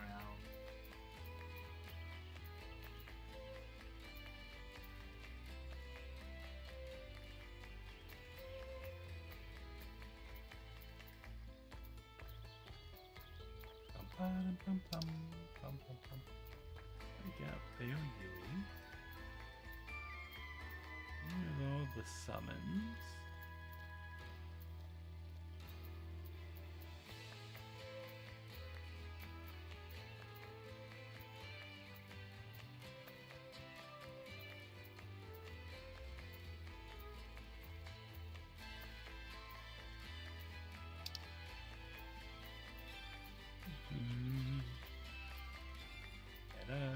Estinian.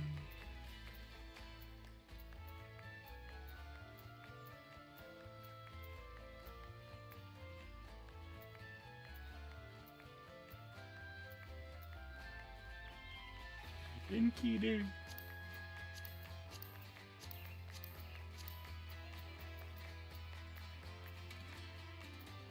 Midgard Somer.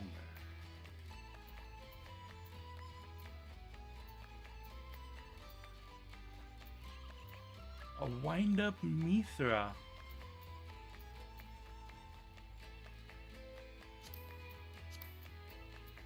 My character in Final Fantasy XI was a Mithra. A bunch of airships and similar.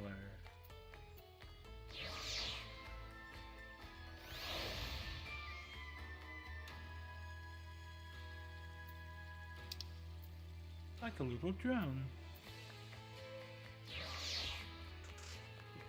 Droning way?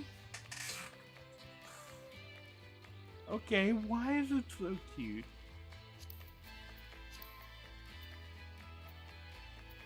Sun and the moon, a cushion, a broom.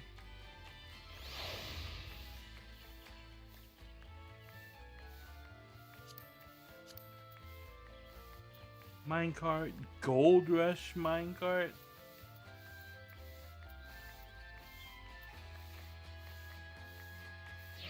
A wandering campfire.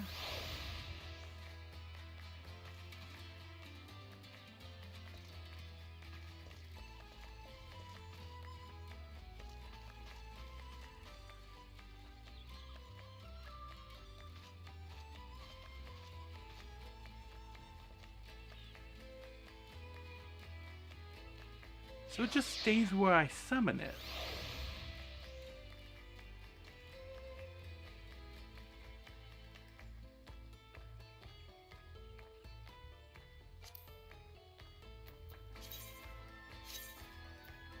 I think that earns a spot right there.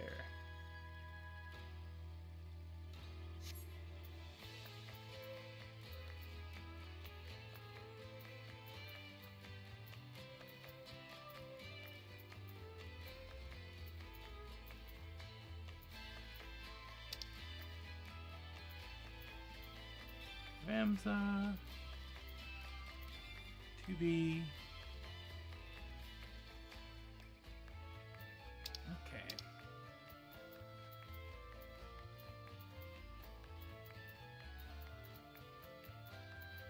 So I could afford to add 7 more things.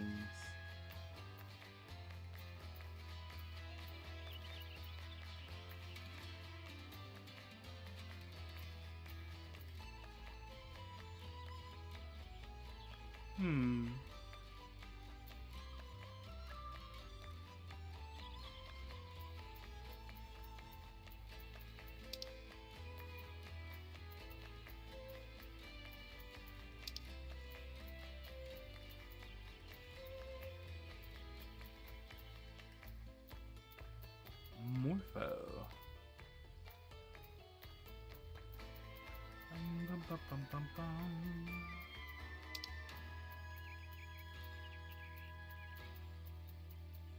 Oh, dinosaur.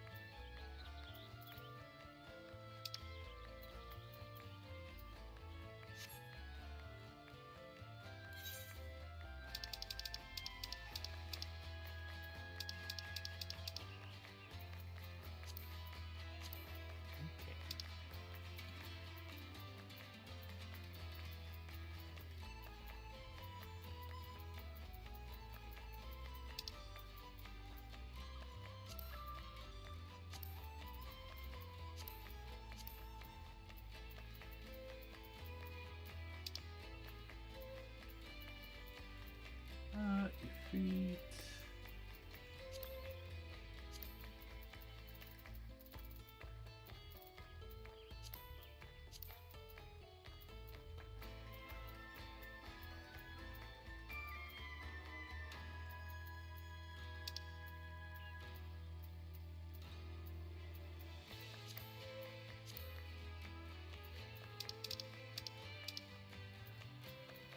one more.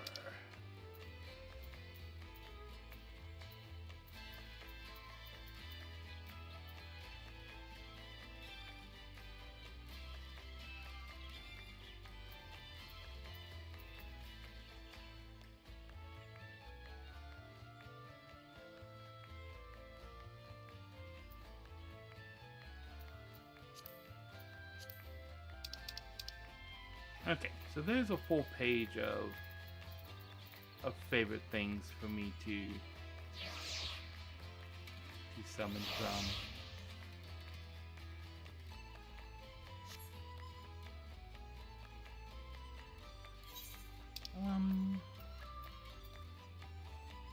As far as this, put that right there.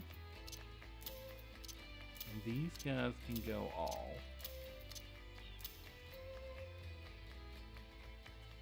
Now, I still don't know exactly what I want this panel to be doing for me.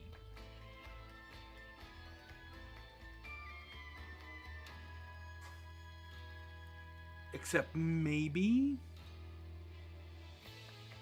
getting me to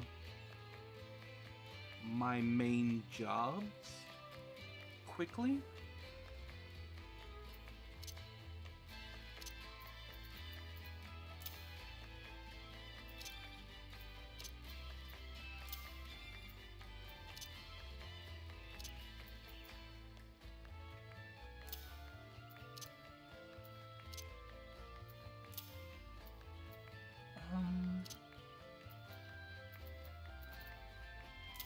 Probably Picto.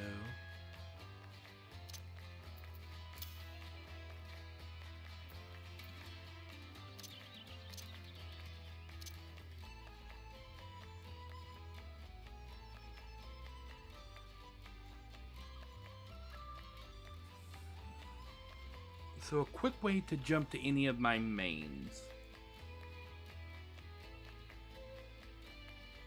And the way that I would probably organize this is tank, healer, limited, melee, ranged, magic, or DPS.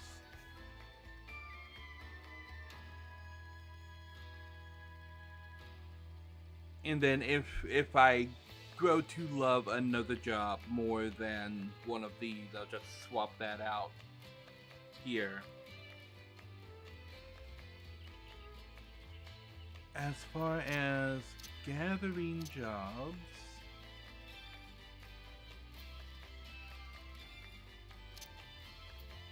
I think we're gonna take goldsmith, miner, and fisher.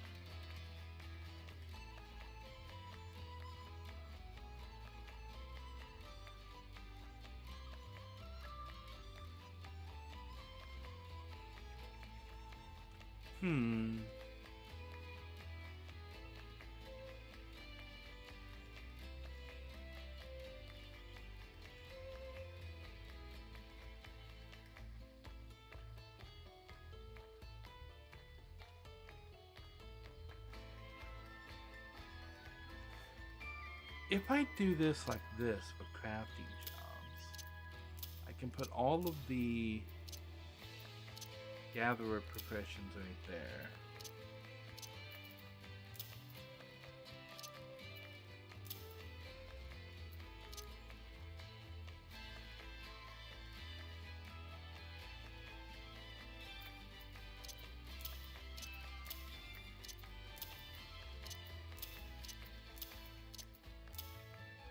That way when Beastmaster gets added, I can put it right here.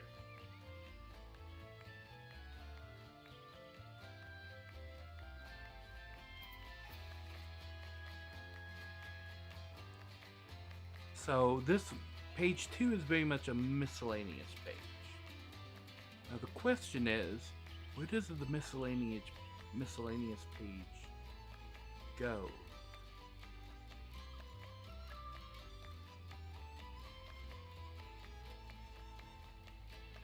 What item do I replace with a miscellaneous?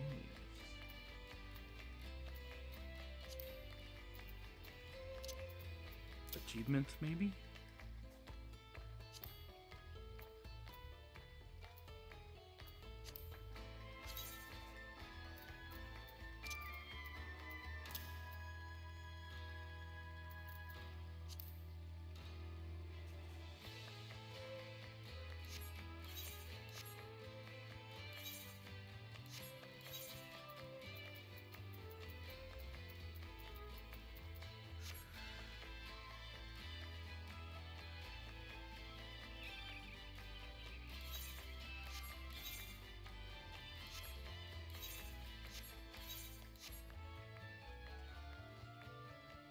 Okay.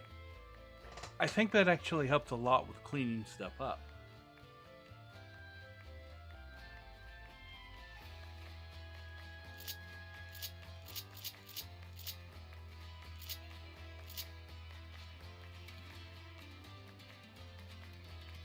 Alrighty. I'm gonna take a quick little break. I will be right back.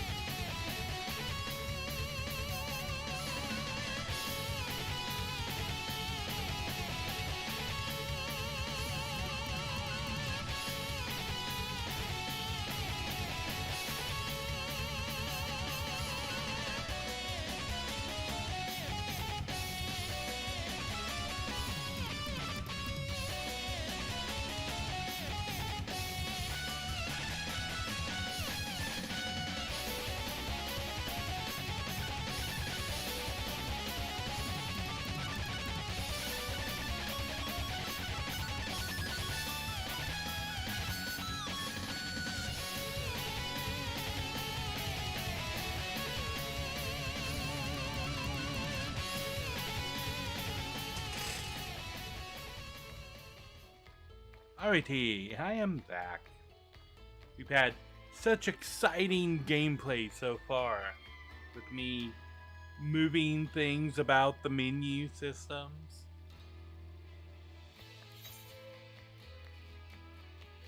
Let's build a better menu.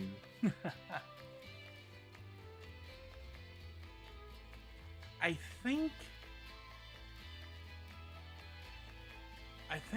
think I'm in a good place with where this is. I've only just discovered that this command menu existed, and it seems like a pretty cool little addition to everything. Are any of my retainers? Nope. There is still 11 hours until they have completed their rounds. I've got one retainer at level 100 of that Sarai.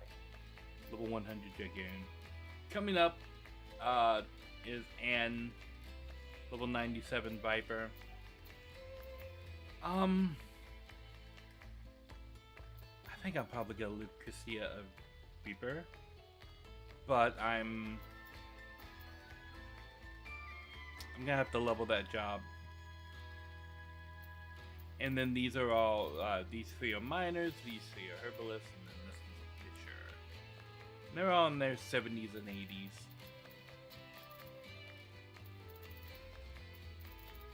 The only one that's bottlenecked right now is this one at level 70. Okay, so what do I have yet to do? I haven't done anything today.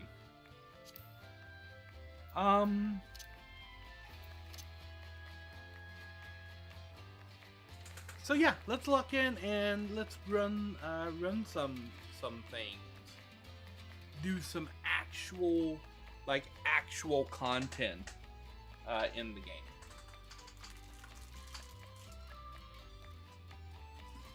I'm not sure how long I'm going to be going today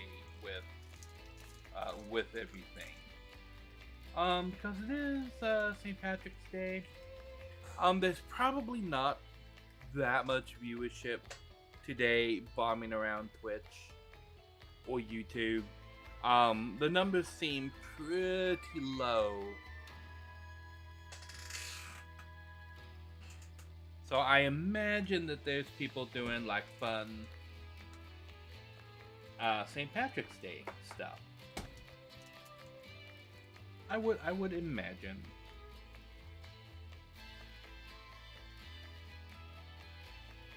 St. Patrick's Day was never really one of the holidays that we celebrated. It wasn't a big holiday in my house.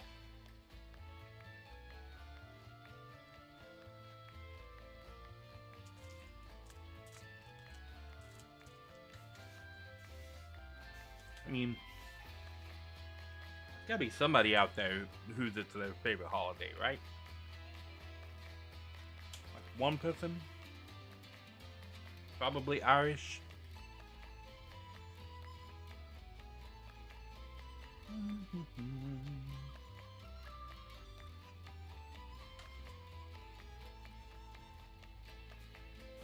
Oh, I know what I can do. I don't think I've ever actually shown off my house on stream before.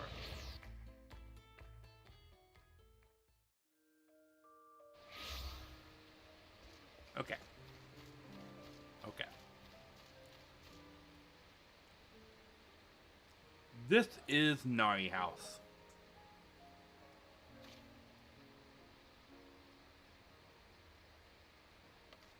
We are in the lavender beds. Right outside, there is a market board so that I can buy things. And then there's a bell right here for retainers, but then I also have that inside the house. Right up this little walkway, there's a little public area with this bench underneath this awning. This little bridge. It goes across to this little well. And then you can see my house is just right back over there.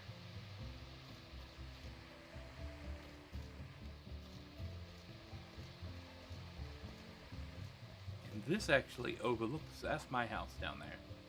And that's Letho, one of my retainers, is standing out back. Okay. Up through the front gate. First, over here in the corner, I have a cactuar bush. Look at that. Cactuar. Some little stepping stones right here. And my striking dummy for when I want to practice the battles. I got this big green and purple, like, willow thing. All of the grass, these petals around everywhere. I have these little hydrangea bushes. With purple and blue flowers on them. And then a Moogle mailbox. Moogle mailbox. And then this swing from this tree. And then I have another, like, garden wall right here with the same color blue flowers that's on the bushes. And this gate opens up. And I have a little mini aetheryte back there so that I can teleport here whenever I like. And then I have this nice little Zen rock garden thing. This is an actual garden that I can use to grow things, which I will be doing at some point. This is Letho, one of my retainers. He sells things for me. I have this cherry blossom tree, which are really hard to get. They're like really, really, really expensive. But cherry blossoms are my favorite flowers, so I have to have cherry blossom. And then I have these cool glowy flowers underneath my archway. This archway leads down over here to this little hole, and you can fish from this little hole right there. You can just jump back up here when you want to get out. And then there's the back area back here, which is on a little cliff by the river. You can get up here to get out of bounds. But it's tricky. And not particularly worth it to get out of bounds over there. Over here, you can go around this way as well. Oh, I fell all the way off. Okay. Running.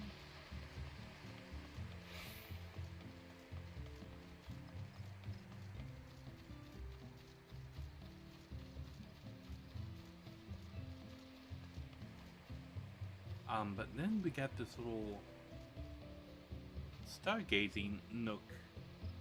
Little cushions right there, and then we got a bookshelf with some books on it and a telescope that looks up. You can't see anything right now because the sky is all cloudy. But this actually overhangs outside of the property a little bit, and it serves as a jumping puzzle to get to the roof. And when you're on the roof, you can jump up here, and then you can jump on top of this thing, and then you can turn and jump up onto the chimney, like this. And we're at the tallest point. And look, that's the apartment building over there. Doesn't it kind of look like a little bit like Hogwarts at night? I think it kind of looks like Hogwarts a little bit. One of the towers. And you can kind of see over the whole neighborhood. They got a waterfall over there. You see all the nice little houses that are around that big old mansion right there. And in my cozy little cottage right here. I've never actually been inside any of my neighbors' houses. I wonder what they look like on the inside. Speaking of looking on the inside.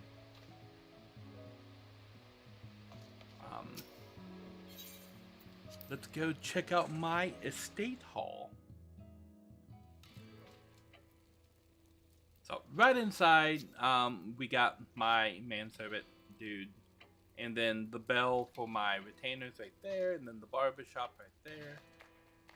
This is a mannequin. I'm gonna put an outfit on the mannequin. The mannequins are all my retainers. So yeah. So I just need to put an outfit in my retainers inventory, and then I can equip it onto the mannequin. This is the company chest.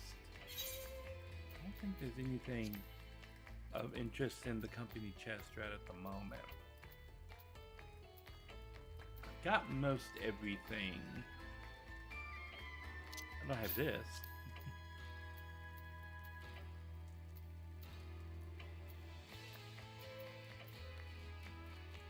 Got all of that. Every once in a while, there'll be something in here that I don't have, and I will yoink that out. I'm not concerned about yoinking things out of the company chest, because I donate so much to the chest. Like all of these high quality materials that you need for making the 750 crafting gear and the 770 playing gear. I'm the one that put all these materials in here. So like all of the ether sands and the high quality gem saps and all of this. Yeah, I donated all of those materials. And I'm the one that keeps putting Gil in there. This is my music playing machine. My fireplace with a whole bunch of bottles, and then 2B and 9S, I believe, is the other little robot right there. I have a guest book that people can sign. Nobody signed it. Back there is a box of treasure just kind of hidden under the staircase, and then these are my vendors that I can just buy a whole bunch of stuff from. I can probably get rid of Materia Melter Lady. Because I do all of this myself now. So I can probably get rid of Materia Melter Lady in lieu of another vendor. I can only have 5 vendors, so.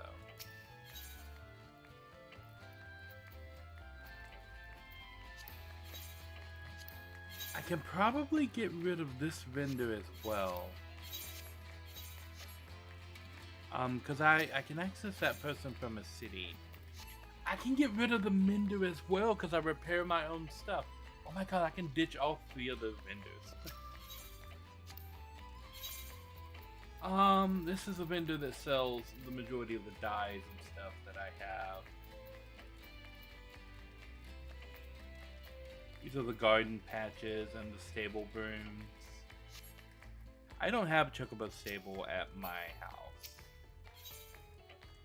Because I can stable my chocobo at my free company house.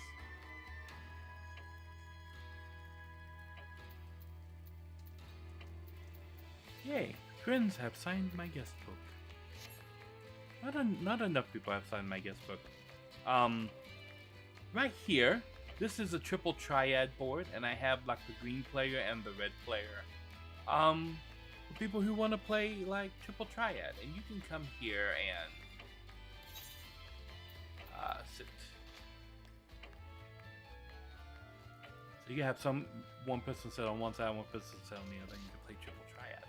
And then I have this grandfather clock, and then a little bit of wall art right there. A little bit of art right here, like art, and then you can go up here to this loft, and we have this bomb that is making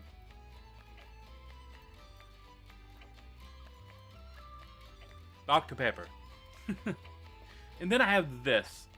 This is my banquet table of foods. You can see we have pizza, we have wings, we have like frozen dessert back there. There are sandwiches. There's a salad, some drinks. There are tacos, skewers. There's sushi. There's some rice balls. There's potato chips. There's a big old cake right there. I believe that's ice cream right there in front of the cake. There's some green tea on the table. There's a tray of cookies, a big burger. There's a tart pie back there. There's some kind of soup. I forget what all things are here. I think those are like cinnamon rolls. Right there, a little bento box of stuff. And you can actually eat this food. So you can just go through here. The beaver burger, and you can eat a piece of food, and it gives you a food buff. So it's not just for show. Then I have a couch, and then behind the couch, I have goodies. There's an elixir. There's a box of armor, some gold coins on the floor with some like little gems and baubles and adventurers packed with books and stuff. And another little backpack, some more books piled on the floor. And then this collection of shiny rocks. And then more shiny rocks in this bag with that flower. And then a carbuncle bed. For sleeping. And then of course the light source right there at the top. And this is the upstairs of my house. Because I have a small house, I only have an upstairs and I have a bookcase over here. I only have an upstairs and a downstairs. And this is the upstairs. But I've taken what is a 2-story house and made it 4 floors. Because this loft right here is a creation of mine. It's not actually part of the house. So I built the loft and the staircase up to the loft. Because most people just have like one big room right here. But I decided that I didn't need like the ceiling to be all the way up there. So I built like a first floor here and then a loft that you can go up to and have fun lofting. But then the really cool, there's a downstairs from this floor. Where would you think the downstairs would be? And if you guessed that this bookshelf looks suspicious, you are right. Secret bookshelf door! Look at that.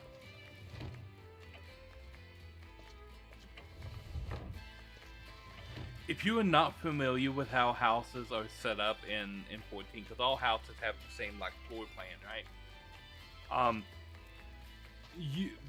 People come in here because you have to get like right in front of this to trigger the door to open. People come here and they'll stand like here and they'll look at the bookcase and be like, oh, that's cool. And then they'll go wander off upstairs and they'll never get close enough to actually trigger the door. Then in here we have our hallway down to the basement. Estinian and Alice A, 2 of my favorites right here. And then Ystola all the way down there, another favorite. And then you can't have Alice A without having Alphino somewhere nearby. And then as we go down, we have Graha right there, Grahatia. And we have Kryl. And then we have Thancred, who, you know, I guess we'll put a picture of Thancred that matches all the other pictures. A couple more mannequins that I don't have clothes on yet. And I placed them, because once I put clothes on them, they look like players. So I placed the mannequins in such a way that you walk in, and you see, oh, there's a guy right here, and you turn, ah, there's a player standing right there. That's not a player, it's a mannequin. And then you open the door, and ah, jump scare, another mannequin. And you come down the stairs, and you're like, oh, I see that mannequin. But then there's this door where you're like, ah, another mannequin. And then later, when you're exiting back out, you open this up, ah, another mannequin. They're jump scare mannequins. All the right places. My grand company banner right there. And then this is from a side quest. This picture right there. That's a map of the world. These are the three main cities, Britannia, Limsa, and Ulda. And I believe that's Ishgard right there. And then Hildebrand, because of course. And then some other artwork on that wall and along this wall. And then we got some cool like little items. Some scales, a microscope, an hourglass. These two boxes are from a side quest in Ulda. And then another bottle of elixir. We have a set of books and some paper things with a candle. Another pile of books in the corner, and then this big bookcase. And there's another bookcase over there with more books piled on. There's this sliding door, which has a picture of the moon behind it. You can't actually go through this door. This is just an image. But it's actually animated. The clouds on that move. I think you can see the clouds moving on there. And then we've got this holographic display panel. Look, they're holograms. So I have a hologram computer system because it only looks old-timey. It's actually modern technology. And we got quite a crest on the wall over there with a couple of halberds, a clock, and then vending machine. Because of course you need a vending machine. Whose house doesn't have a vending machine? And another jump scare mannequin right there. And you may have noticed that there's a loft on this floor too. Yes, this floor has an upper section as well. But then right here we have this door, which leads to the vault. Look at all of the gold. Everybody who walks into this room there is like, oh. And then up there we have a couple more golden items, a vase, and some other stuff in the corner. And then we have a tomberry that protects all of the gold. We have the fancy table with all the seats, and you can sit on all the seats. There's a big clock. This is a map of the Occult Crescent, which is the current high-end area. It's where we get the relic weapons and stuff from. So that's what the Occult Crescent looks like. Another jump scare mannequin, and then an actual vault in the wall right there, and then Tartaru. Anyone who's played the main story of Final Fantasy XIV understands Tartaru and why she is in this room. She does the finances for the Scions of the Seventh Dawn, so it's fitting that she is hanging in my vault room. And the whole reason, like, I added this vault room. The whole reason that I added the vault room is because I met a player, this player,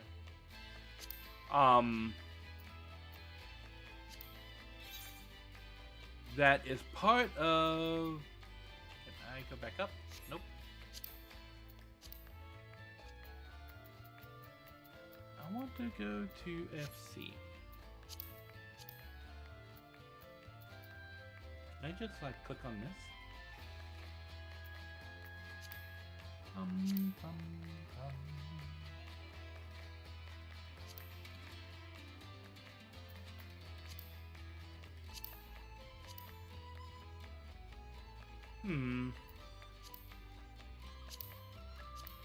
Okay, anyway. She's part of a free company called the Ferengi Trade Alliance. And when I visited her house, she didn't have a vault, and I'm like, oh, you can't be a good Ferengi and not have a vault. Are you trying to end up in the vault of eternal desolation? Because that's how destitution, not desolation. Because that's how you end up in the vault of eternal destitution. You got to get your finances squared away.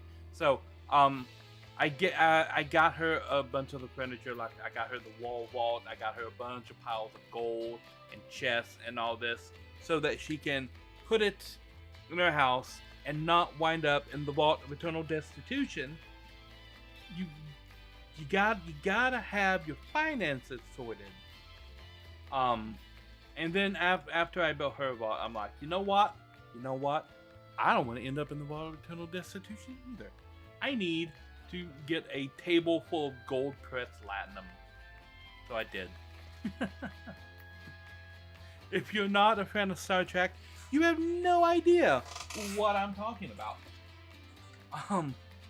But if you are, particularly one of the better series of Star Trek, Deep Space Nine, you know all about the Ferengi and the Trade Alliance and the Vault of Eternal Destitution and the rules of acquisition, like rule of acquisition number 39, I believe. Greed is eternal. And like one of my personal favorites, rule of acquisition, I think number 97. Every once in a while, declare peace. It confuses the hell out of your enemies.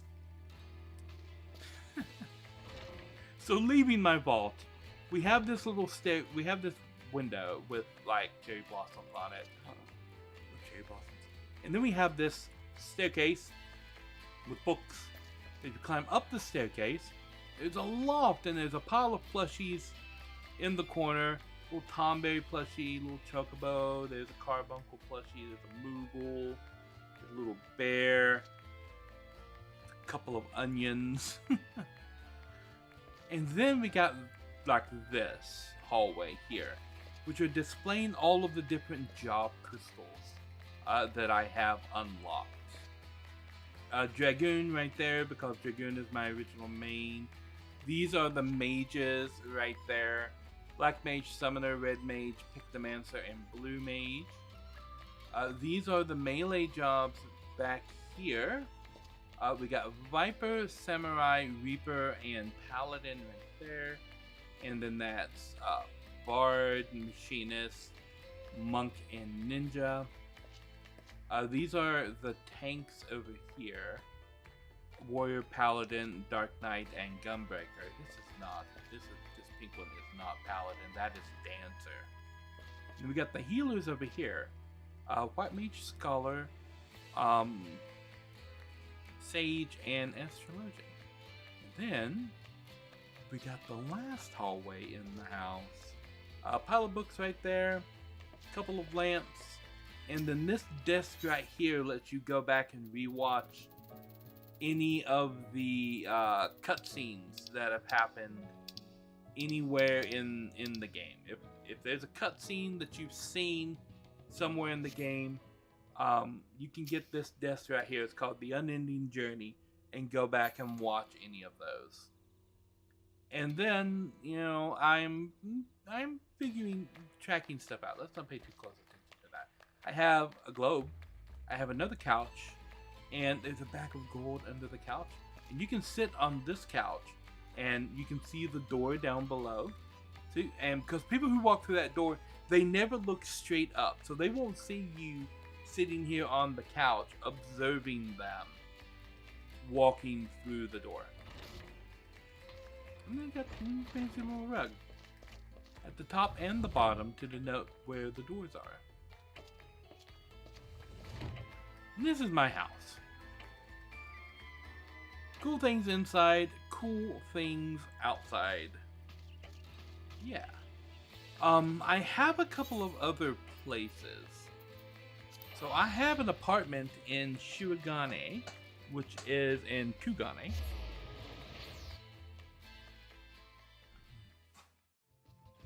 I'm going to redesign this apartment though. Go to my apartment. Right now it's very much like themed for Kugane. So we got the little book over here. We've got a little orchestrion, that little thing right there is what's playing the music. 2 mats on the floor to play more of the triple triad, and then we got more food over here for everyone. I have this like little closed bookcase, and then this bookcase with a bunch of like books and things on it. Samurai sword up there. Weapon statue up there. Yeah. This is the same little wall hanging I have in the other house. Chronometer on the wall, of course. Little bed over there in the corner. And then there's this room. Couch. We got the armoire. We got some things on the wall. We got it's a big hot tub.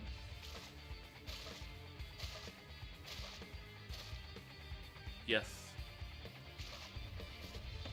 So, I'm thinking about maybe redesigning this room, or at least part of this room. Maybe like this little section over here. I don't know how well it's gonna work with a giant bathtub right here, but I want to build like a little gaming streaming center. And I think I want to do it here in the apartment. I just gotta figure out where I want to do it here in the apartment. And then there's the Free Company estate, where I have a room as well. So I mentioned I didn't have a Chocobo stable because I could stable my Chocobo right here at our Free Company estate. And right here is the Chocobo stable. And it is in complete disarray. Look at how messed up that is. Let's fix up the Chocobo stable. I think I need 3 brooms. And I think we might have some in the company chest. Where would they be? Number 5? Nope, 5 is dies. 4. Chocobo food.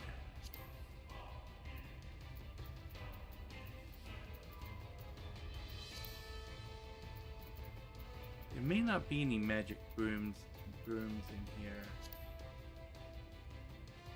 Oh, there we go.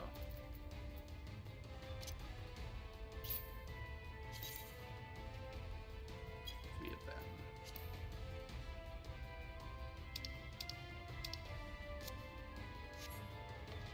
Okay.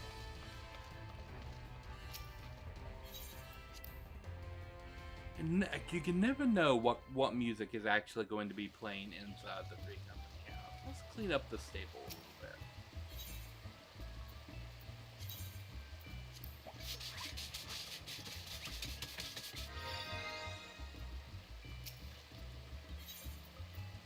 Clean it up a little bit more. There's like 3 levels of clean you can get.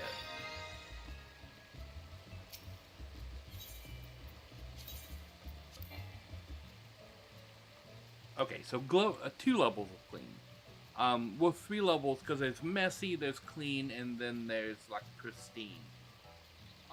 So you saw the messy with the hay everywhere, and then you clean it up, and the hay is all nice, and then it's glowing, and this is pristine. And this helps the different chocobos with their experience and whatnot.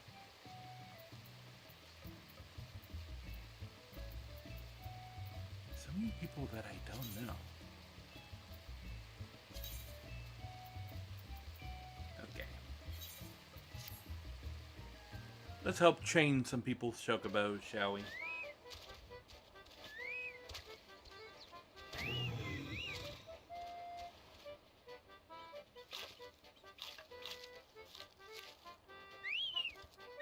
Big old chocobo bites.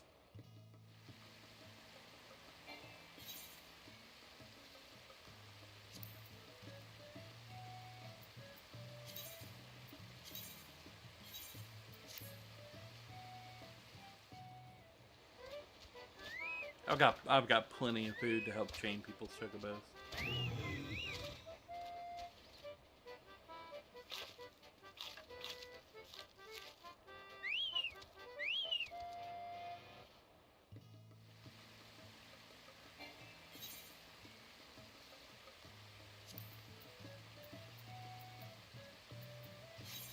Okay, I'll come train more chocobos later. And these are the garden plots, like the ones that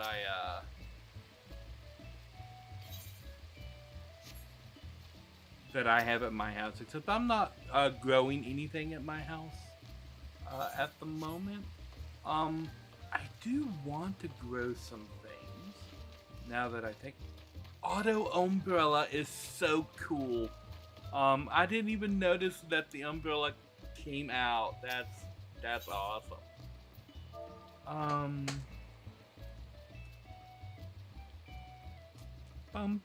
I gotta click on the box.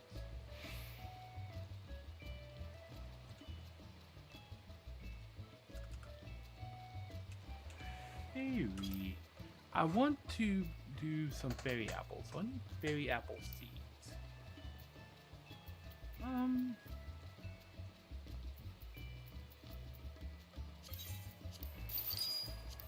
There are not a lot of fairy apples.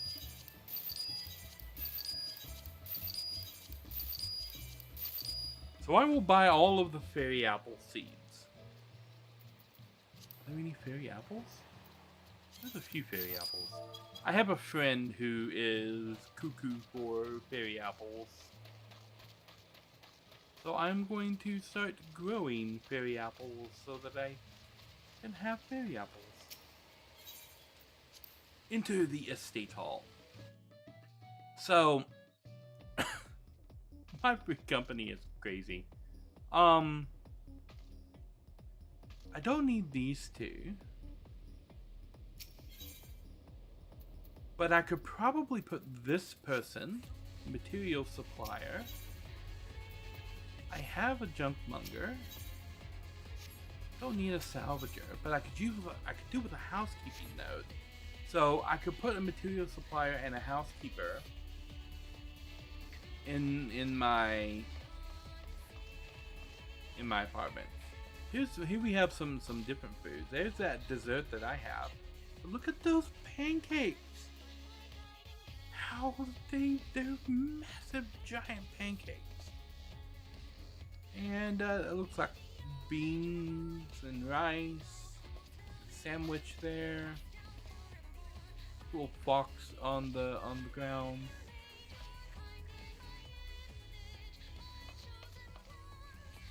And then of course there is the kitchen. And a fish tank. I don't have an aquarium in any of my houses.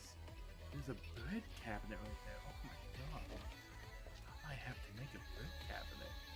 And there's this little loft with some wine. No one's done a whole lot with that loft yet. They have a vending machine too, and a gigantic aquarium over there. Then over here in the corner there is a bathtub.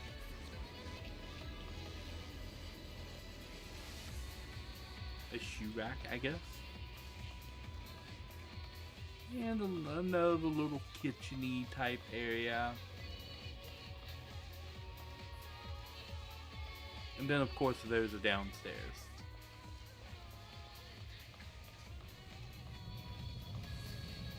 And things are happening downstairs. There's of course a Moogle with a gigantic pile of gold and treasures. And a shiny carbuncle hanging back there. And then there's this.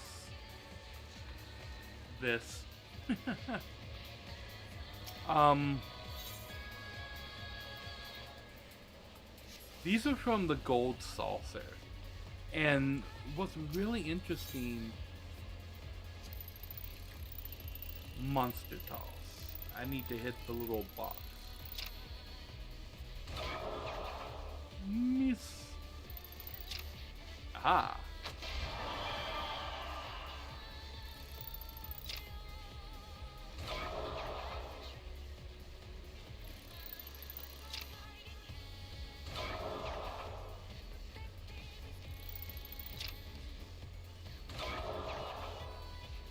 It's all on the wrist. Okay, so I got 20 GP for monster toss. Let's play the Moogle's Ball.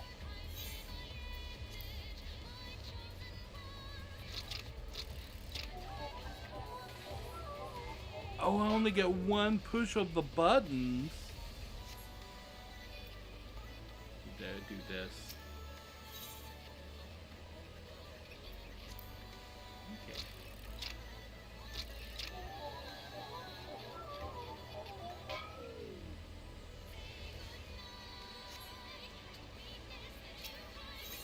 Do I need to put the Moogle right on top of it?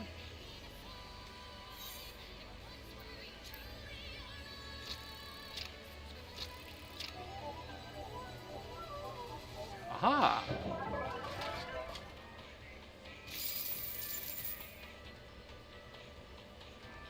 How much did I get? 10? What are you? Just decoration. Dance floor!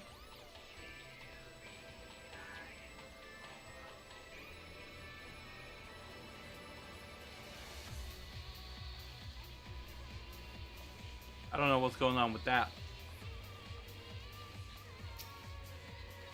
These are fun. Because to harvest things in version 1.0 of Final Fantasy XIV, you had to do a mini game. And these are the mini games that you had to do way back in the day.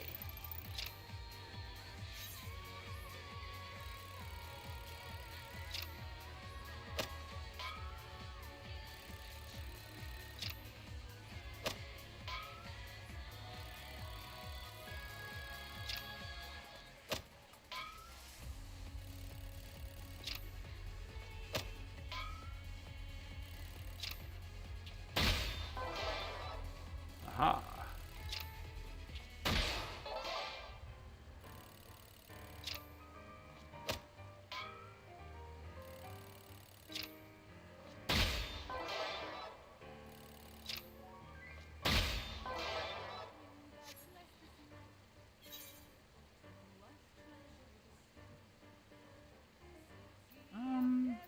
Yeah, let's double down.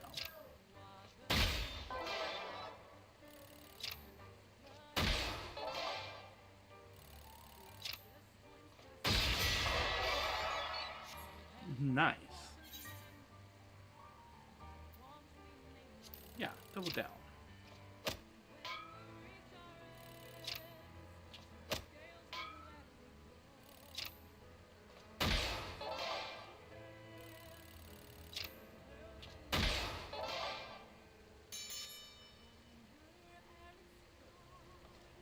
So that was the harvesting mini game.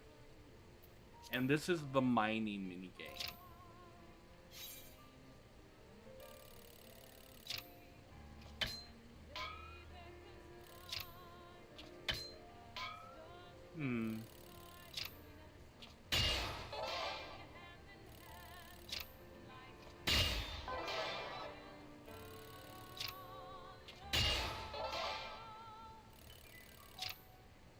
Thinks at the largest possible spot.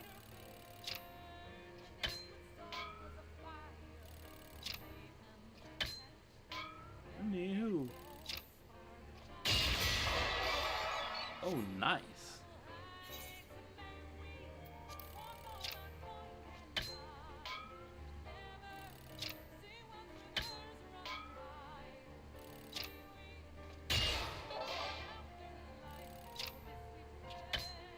Okay, I need to let it go out and bounce back.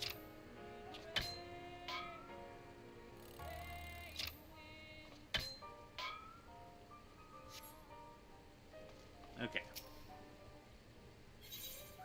Power Striker. You can also play... that was horrible. You can play all of these at the Gold Saucer as well.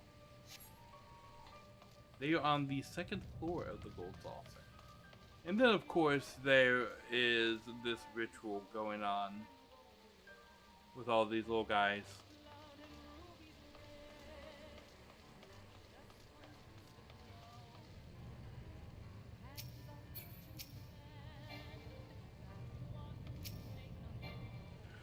These are benches that gives you a boost to your crafting ability.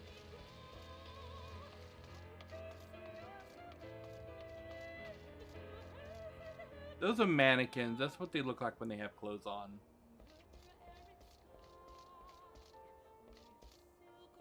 And then there's just a bed with flowers. This is a large house. So if you get a large house, this is what you can expect. With a huge bottom floor, huge basement below, and then an actual upstairs with all of these other rooms in it as well.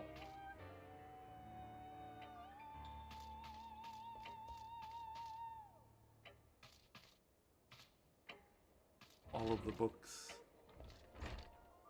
And then this room, just a closet with a sandwich and a poster.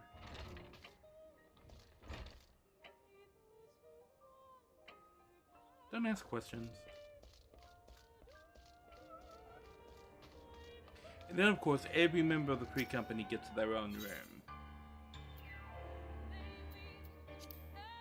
And then every Free Company house has a workshop as well. But this is my room. So, lots of bookcases. Another one of the grandfather clocks books. And over here around the corner, giant book. And then behind the giant book, more books and a bunch of crystals.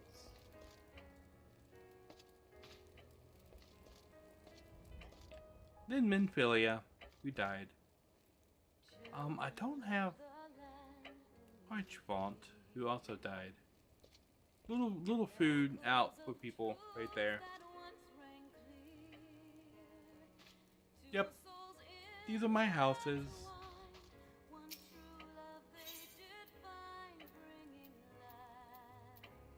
Leave the private chambers, and we can go to the workshop.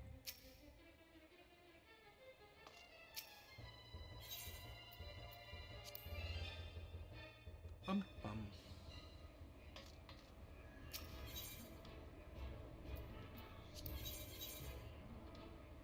Ceruleum tank.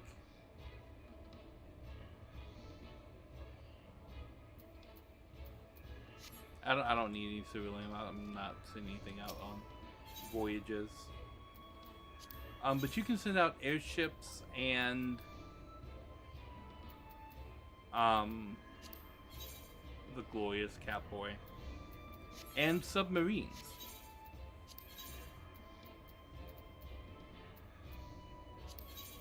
Like these have completed their voyages. You see, they come back with a bunch of cool stuff. Rubies, stars, sapphires, platinum ingots. Those are nice.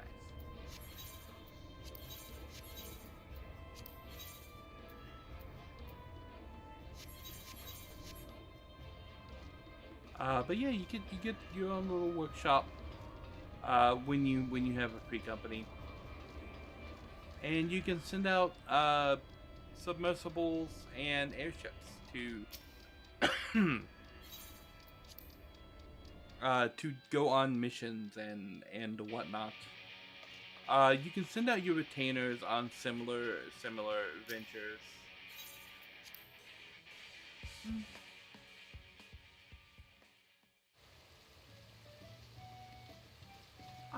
What was I going to do? Oh, yes.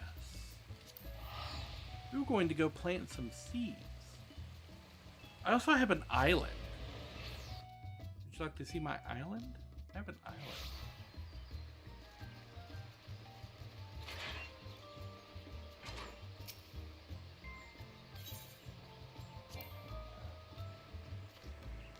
Ooh, I need soil. Okay.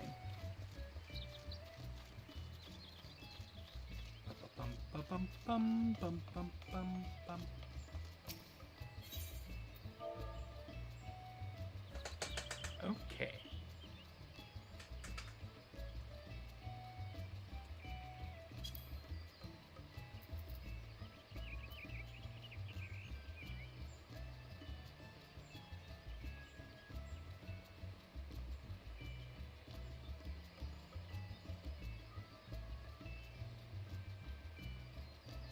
I think we'll go with some grade 3 topsoil.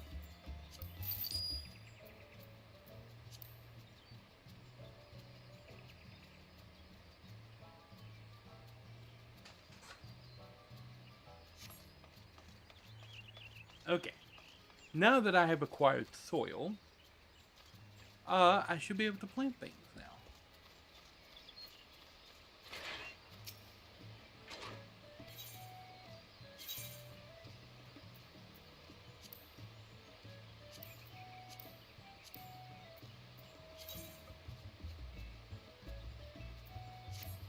Yes.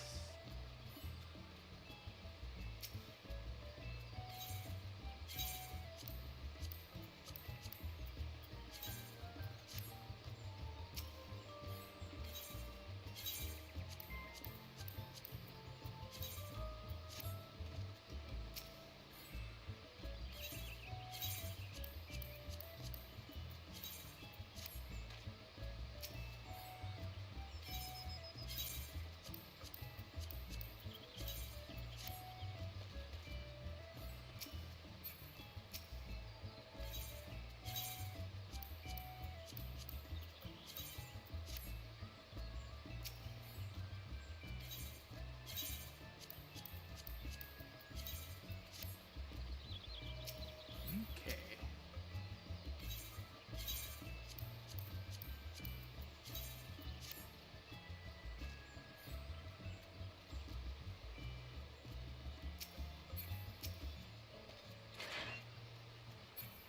Okay.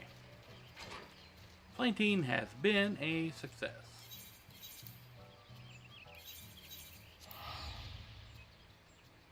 Let us go check out if there are any more seeds floating around the shard. Because not only can you visit the market board on your own world, but you can travel to all of the other worlds that are on the same whatchamacallit that you're on. Data center. That's it. That's what you call it. So I'm going to travel to Adamantoise, which is also on my data center. And you're locked out of doing a lot of things. So now, same place, different world. I'm now on the Adamantoise world that is on my data center. And I can't like access my company chest or anything because my free company isn't on this world. But what I can do is buy things off of their market board, like the apple seeds that were missing on my world.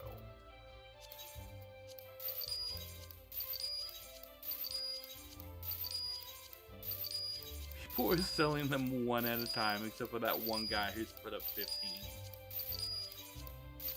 So now I've bought all the apple seeds on this world. Oh, there's so many apples here.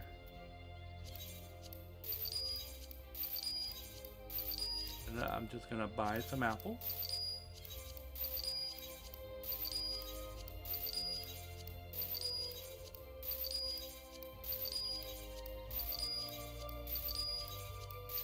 The apples here are fairly inexpensive.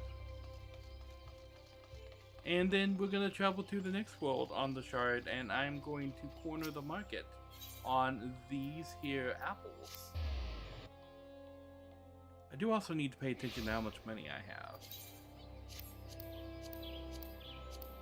so that I do not run This is a big mechanical cat person. Oh my god. That's fun. We're on Adamantoi, so let's move to Cactar.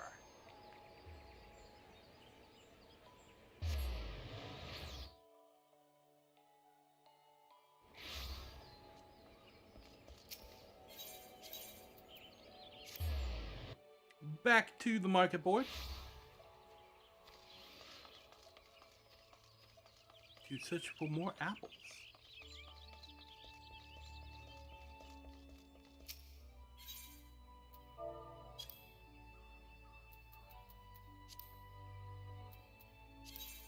There are 2 apple seeds here.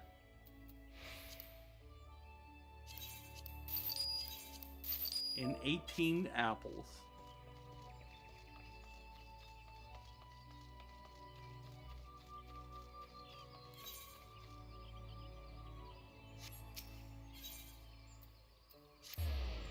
Gudanya.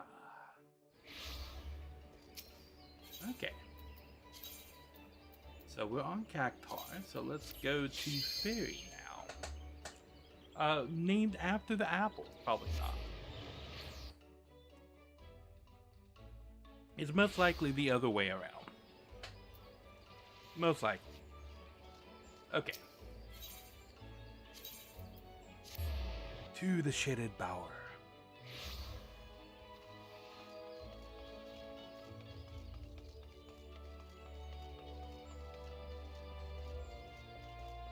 I do this kind of thing quite often when I'm looking for a particular item and I need like a bunch of it. I'll travel throughout the data center to find what I'm looking for. Oh, there's so many apples here. Oh my gosh.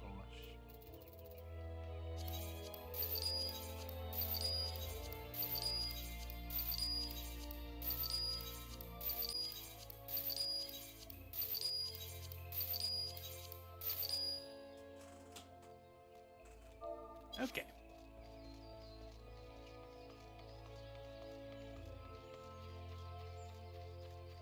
Somebody is doing the work of the fairy apples on this server.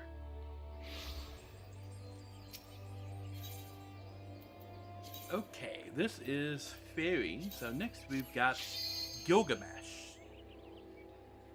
There's a little Aladdin's lamp. It fell over.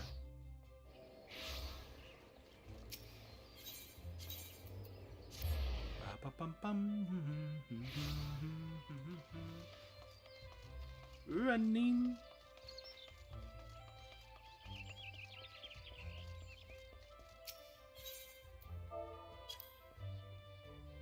Okay. Oh, here we go. Now we got some seeds. Not a whole lot. Nobody's put up like a stack of 99 of these things. Who is putting up apples for 111 million per? Why? Why do that? No one's going to pay a billion gil for anything. I mean, I guess it's kind of a long shot, but no, you can't even have a billion gil. It maxes out at 999 million. Nobody can buy that.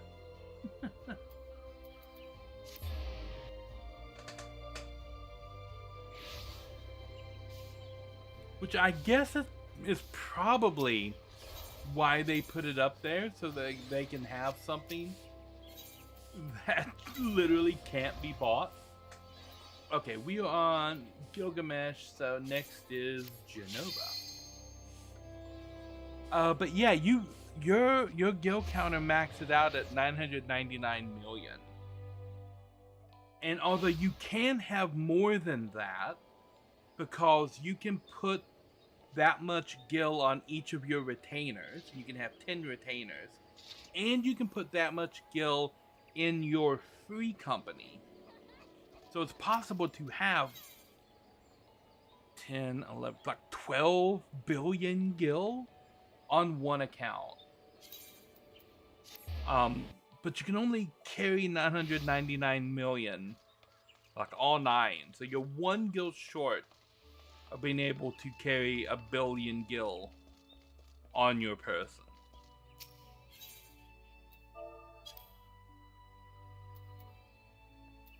Fairy apple seeds.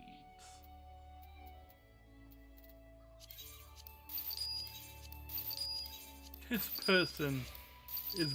I'm gonna buy his super expensive apple seed. I can afford it, and it's fun. Let that guy have 100,000 gil for an apple seed.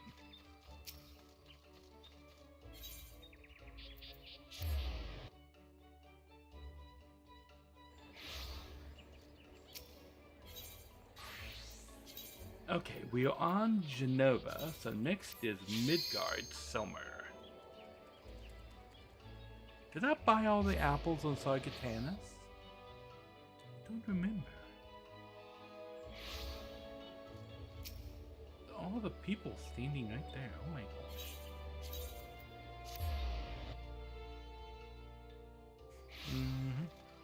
First we were menuing, now we are shopping. I must go and circle around this person.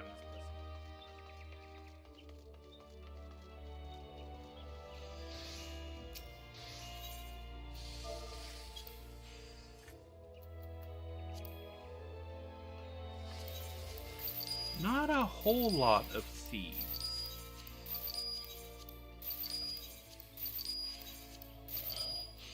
But when you combine them with the others, I think we're getting a pretty nice amount.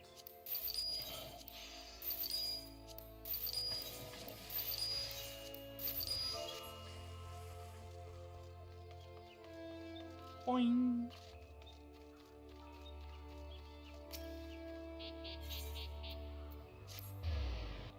One more world to check, and then we're back to our home world. Siren. The only one that is below my homeworld. Mine is Sargatanas.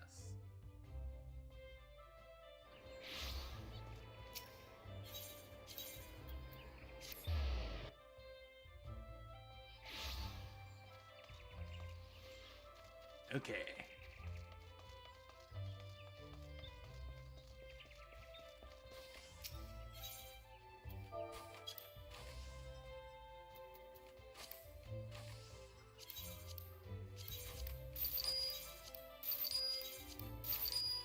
Not a whole lot when it comes to the seeds. Another person with trying to super expensive the apples. That's weird. Weird. Why are people doing that with apples? I don't know.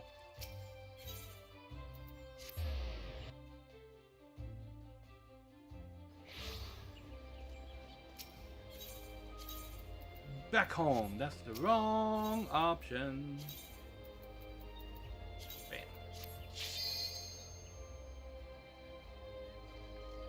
While you're waiting for this, you can actually jump off of things and move around.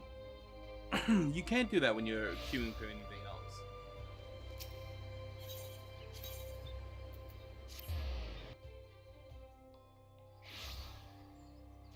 Okay.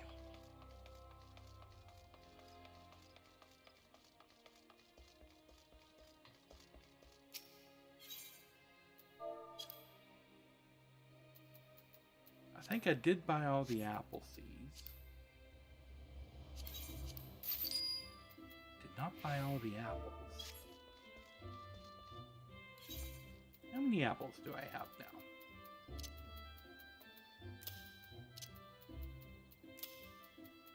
Okay.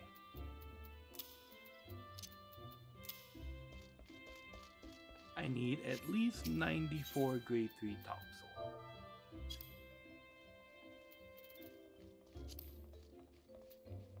Okay.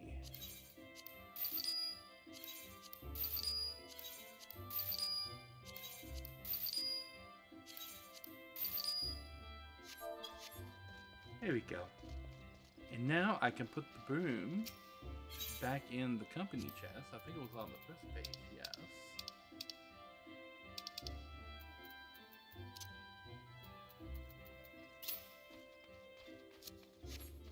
And I can use this to learn that. Now I have a new piece of music. My retainer is up here that I can give the seeds and the soil to. Who has seeds and soil? I think it's Fiore. Fiore is not currently carrying seeds and soil.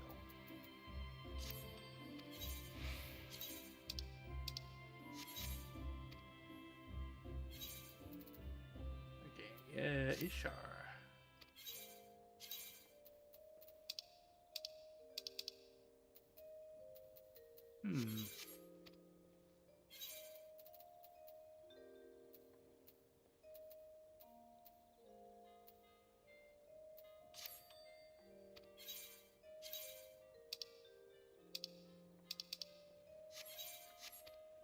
Okay.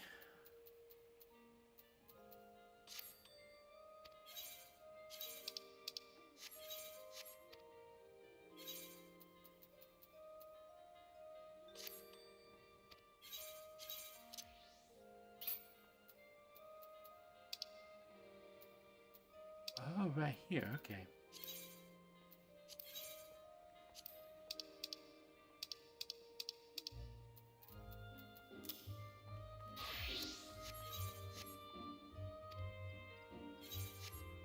Nice.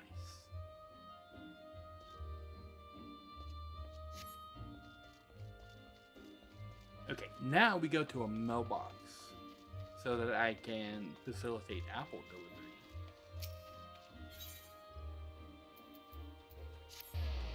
Then Kiddo's Amphitheater has a mailbox.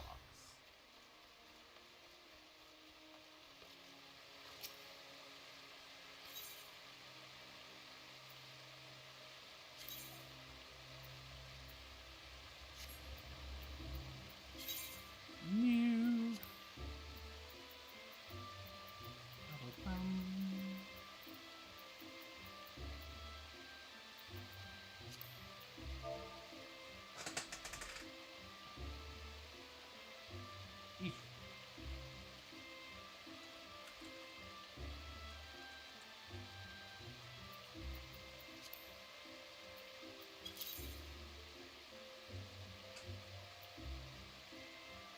Okay.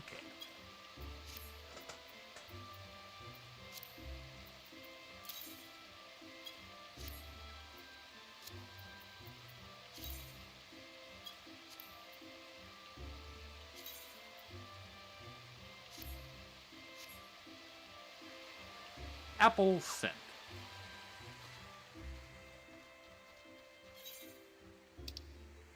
Okay.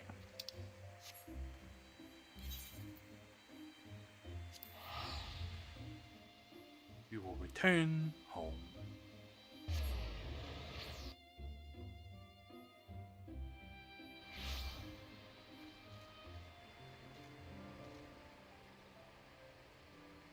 Alright, I will be taking a quick little break. I'll be right back.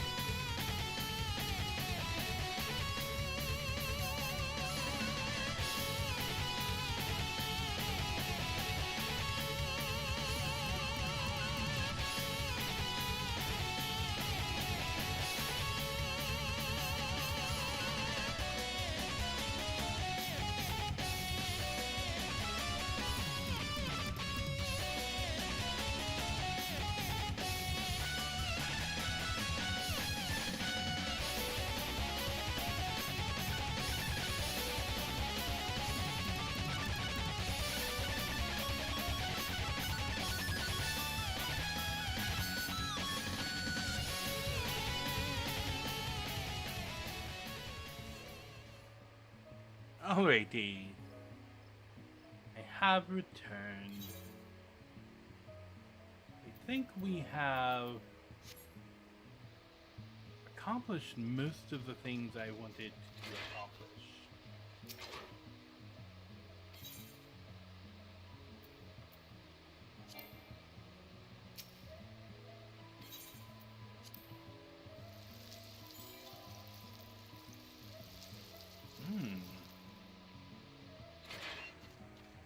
So I should probably put like fertilizer.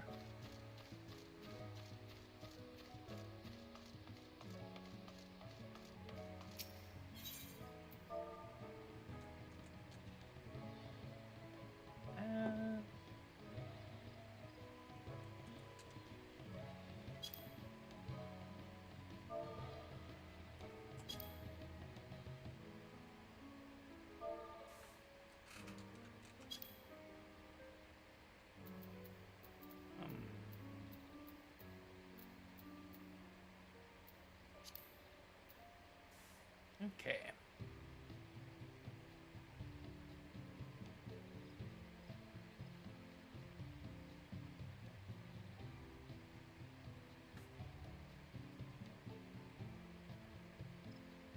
Fish meal.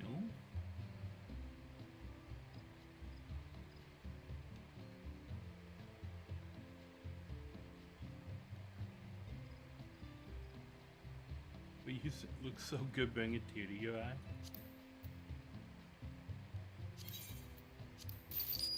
Get a couple of those, because I have some planters. Flower seeds.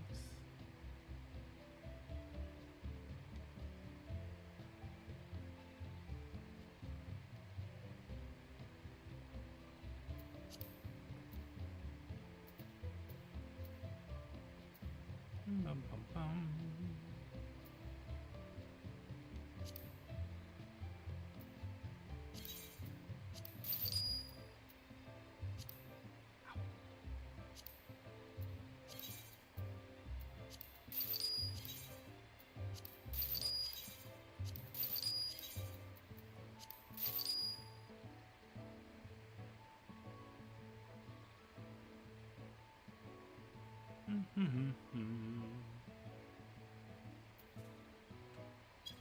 Okay.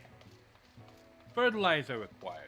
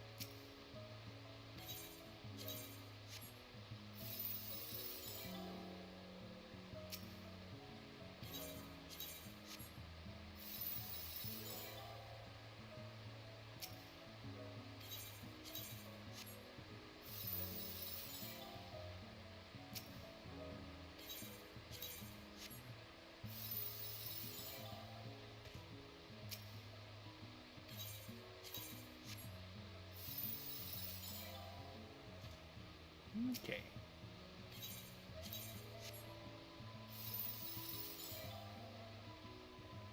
And then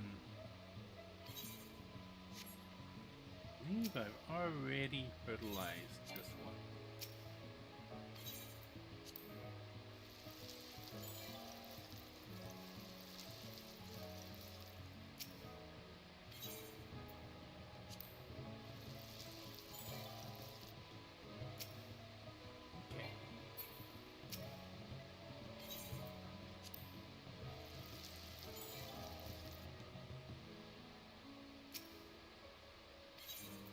Bum, bum, bum, bum.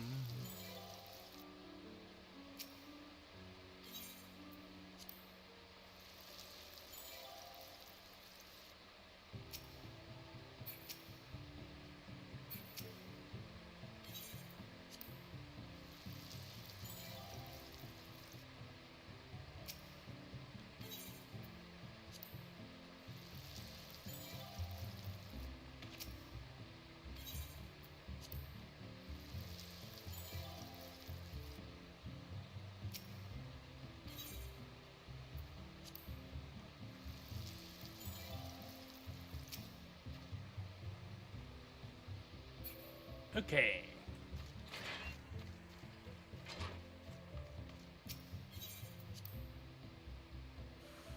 Now I have more things to put into my retainer. I believe it was Ishar. Yeah.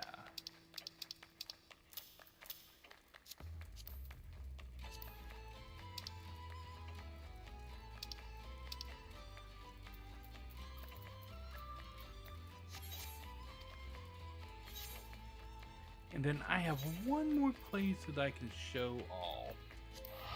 I have an island. Let's go visit my island. It's because it's mine.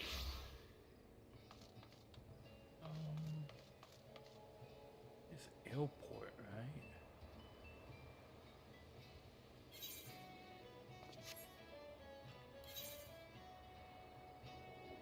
Is it not airport? Oh no.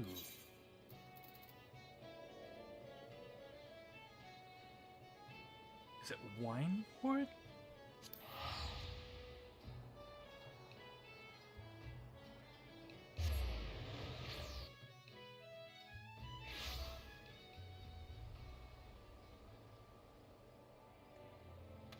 This is not Wineport. No, it's the Marabi Dry Docks. That's it. My dude's at Marabi. Yes, this guy. Bowden. Let's go to my island.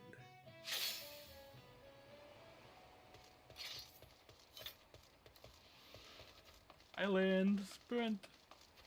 My island is rank 10. I have not been here for a minute.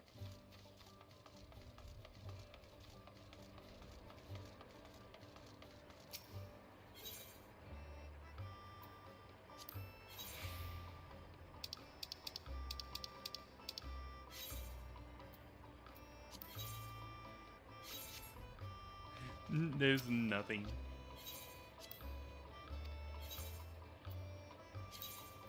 Okay, we can collect all of this stuff.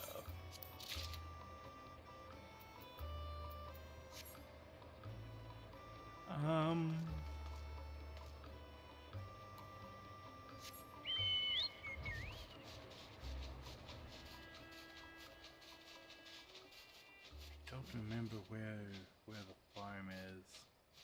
That's it. This is a farm.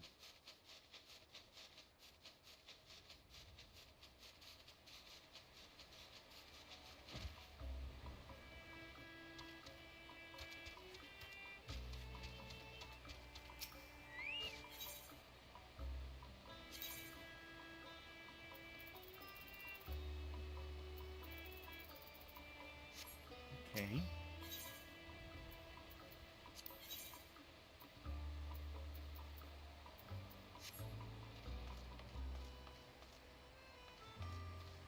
Everybody out here has stuff. That's right, I have to turn on the,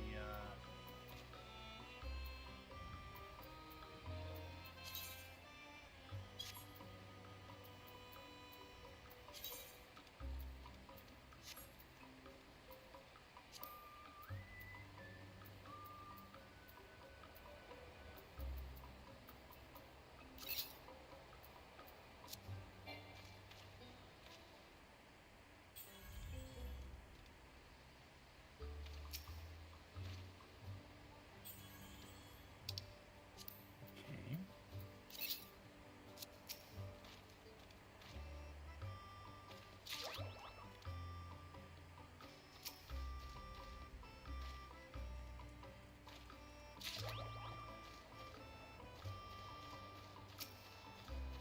Everybody has stuff.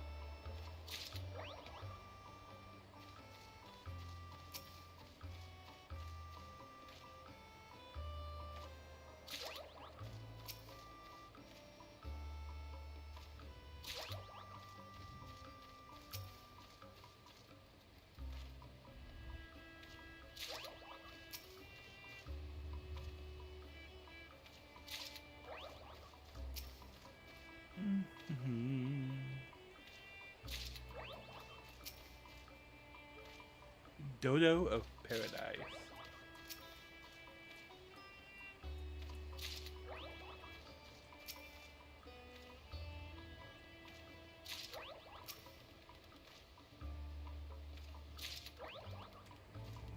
Okay.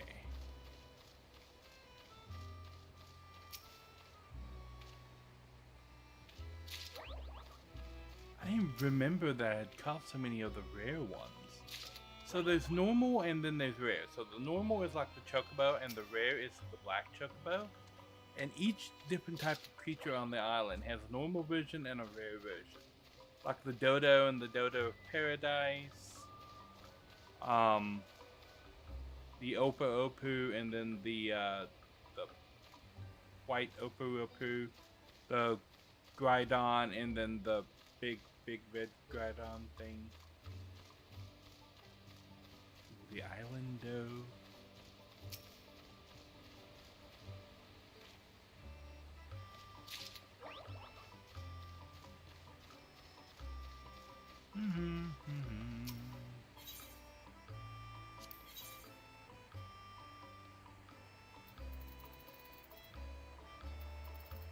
So I have 20 slots and I have 16 animals in there right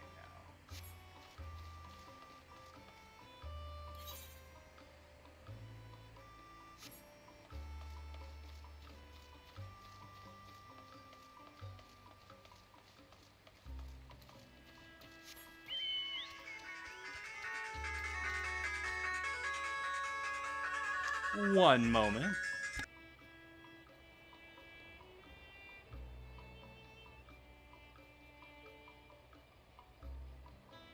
And just like that, phone call over. So yeah, there's not a whole lot to do on the island. It's just a grindy place. And then you can buy like cosmetic stuff. And one of these buildings, this building over here.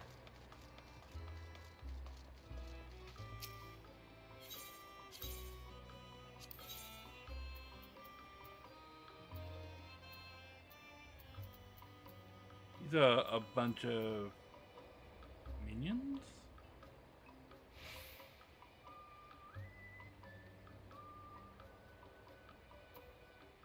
Mounts, I guess, those. These are minions.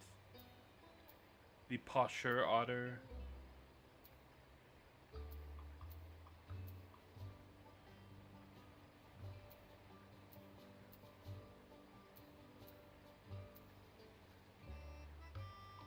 Our pioneers barding.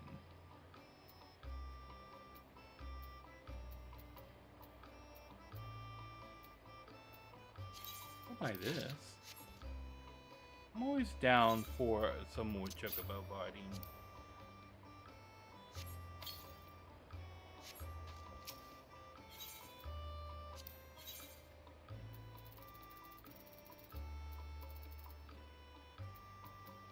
High cordials are pretty difficult to come by in a lot of places.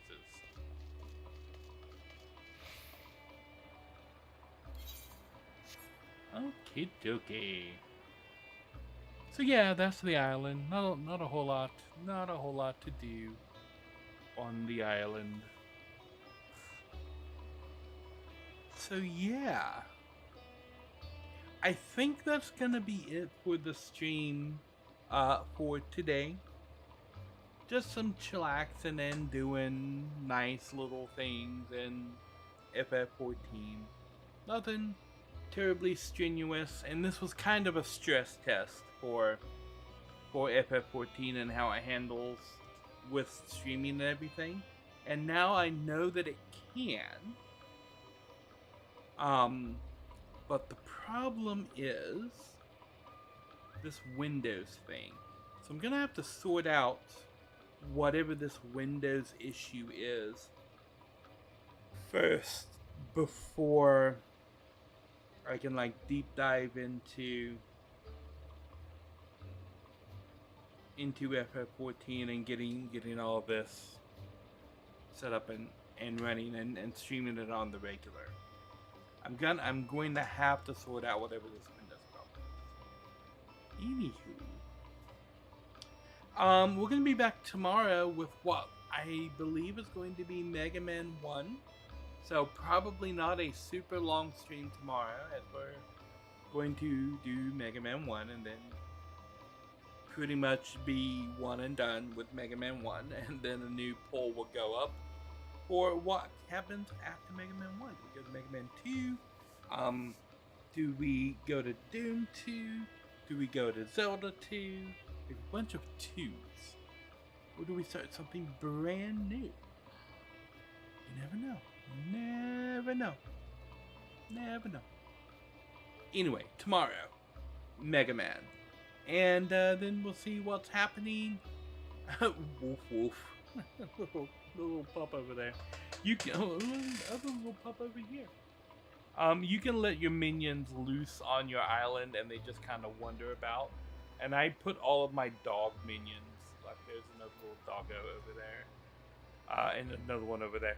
I put all my little dog minions right here, so they're just kind of wandering around and doing doggo stuff. Anywho, that's gonna be it for the stream for today. Just some Final Fantasy relaxing times. Hope everybody's having a good St. Patrick's Day. Yeah, I've got to go do some shopping now.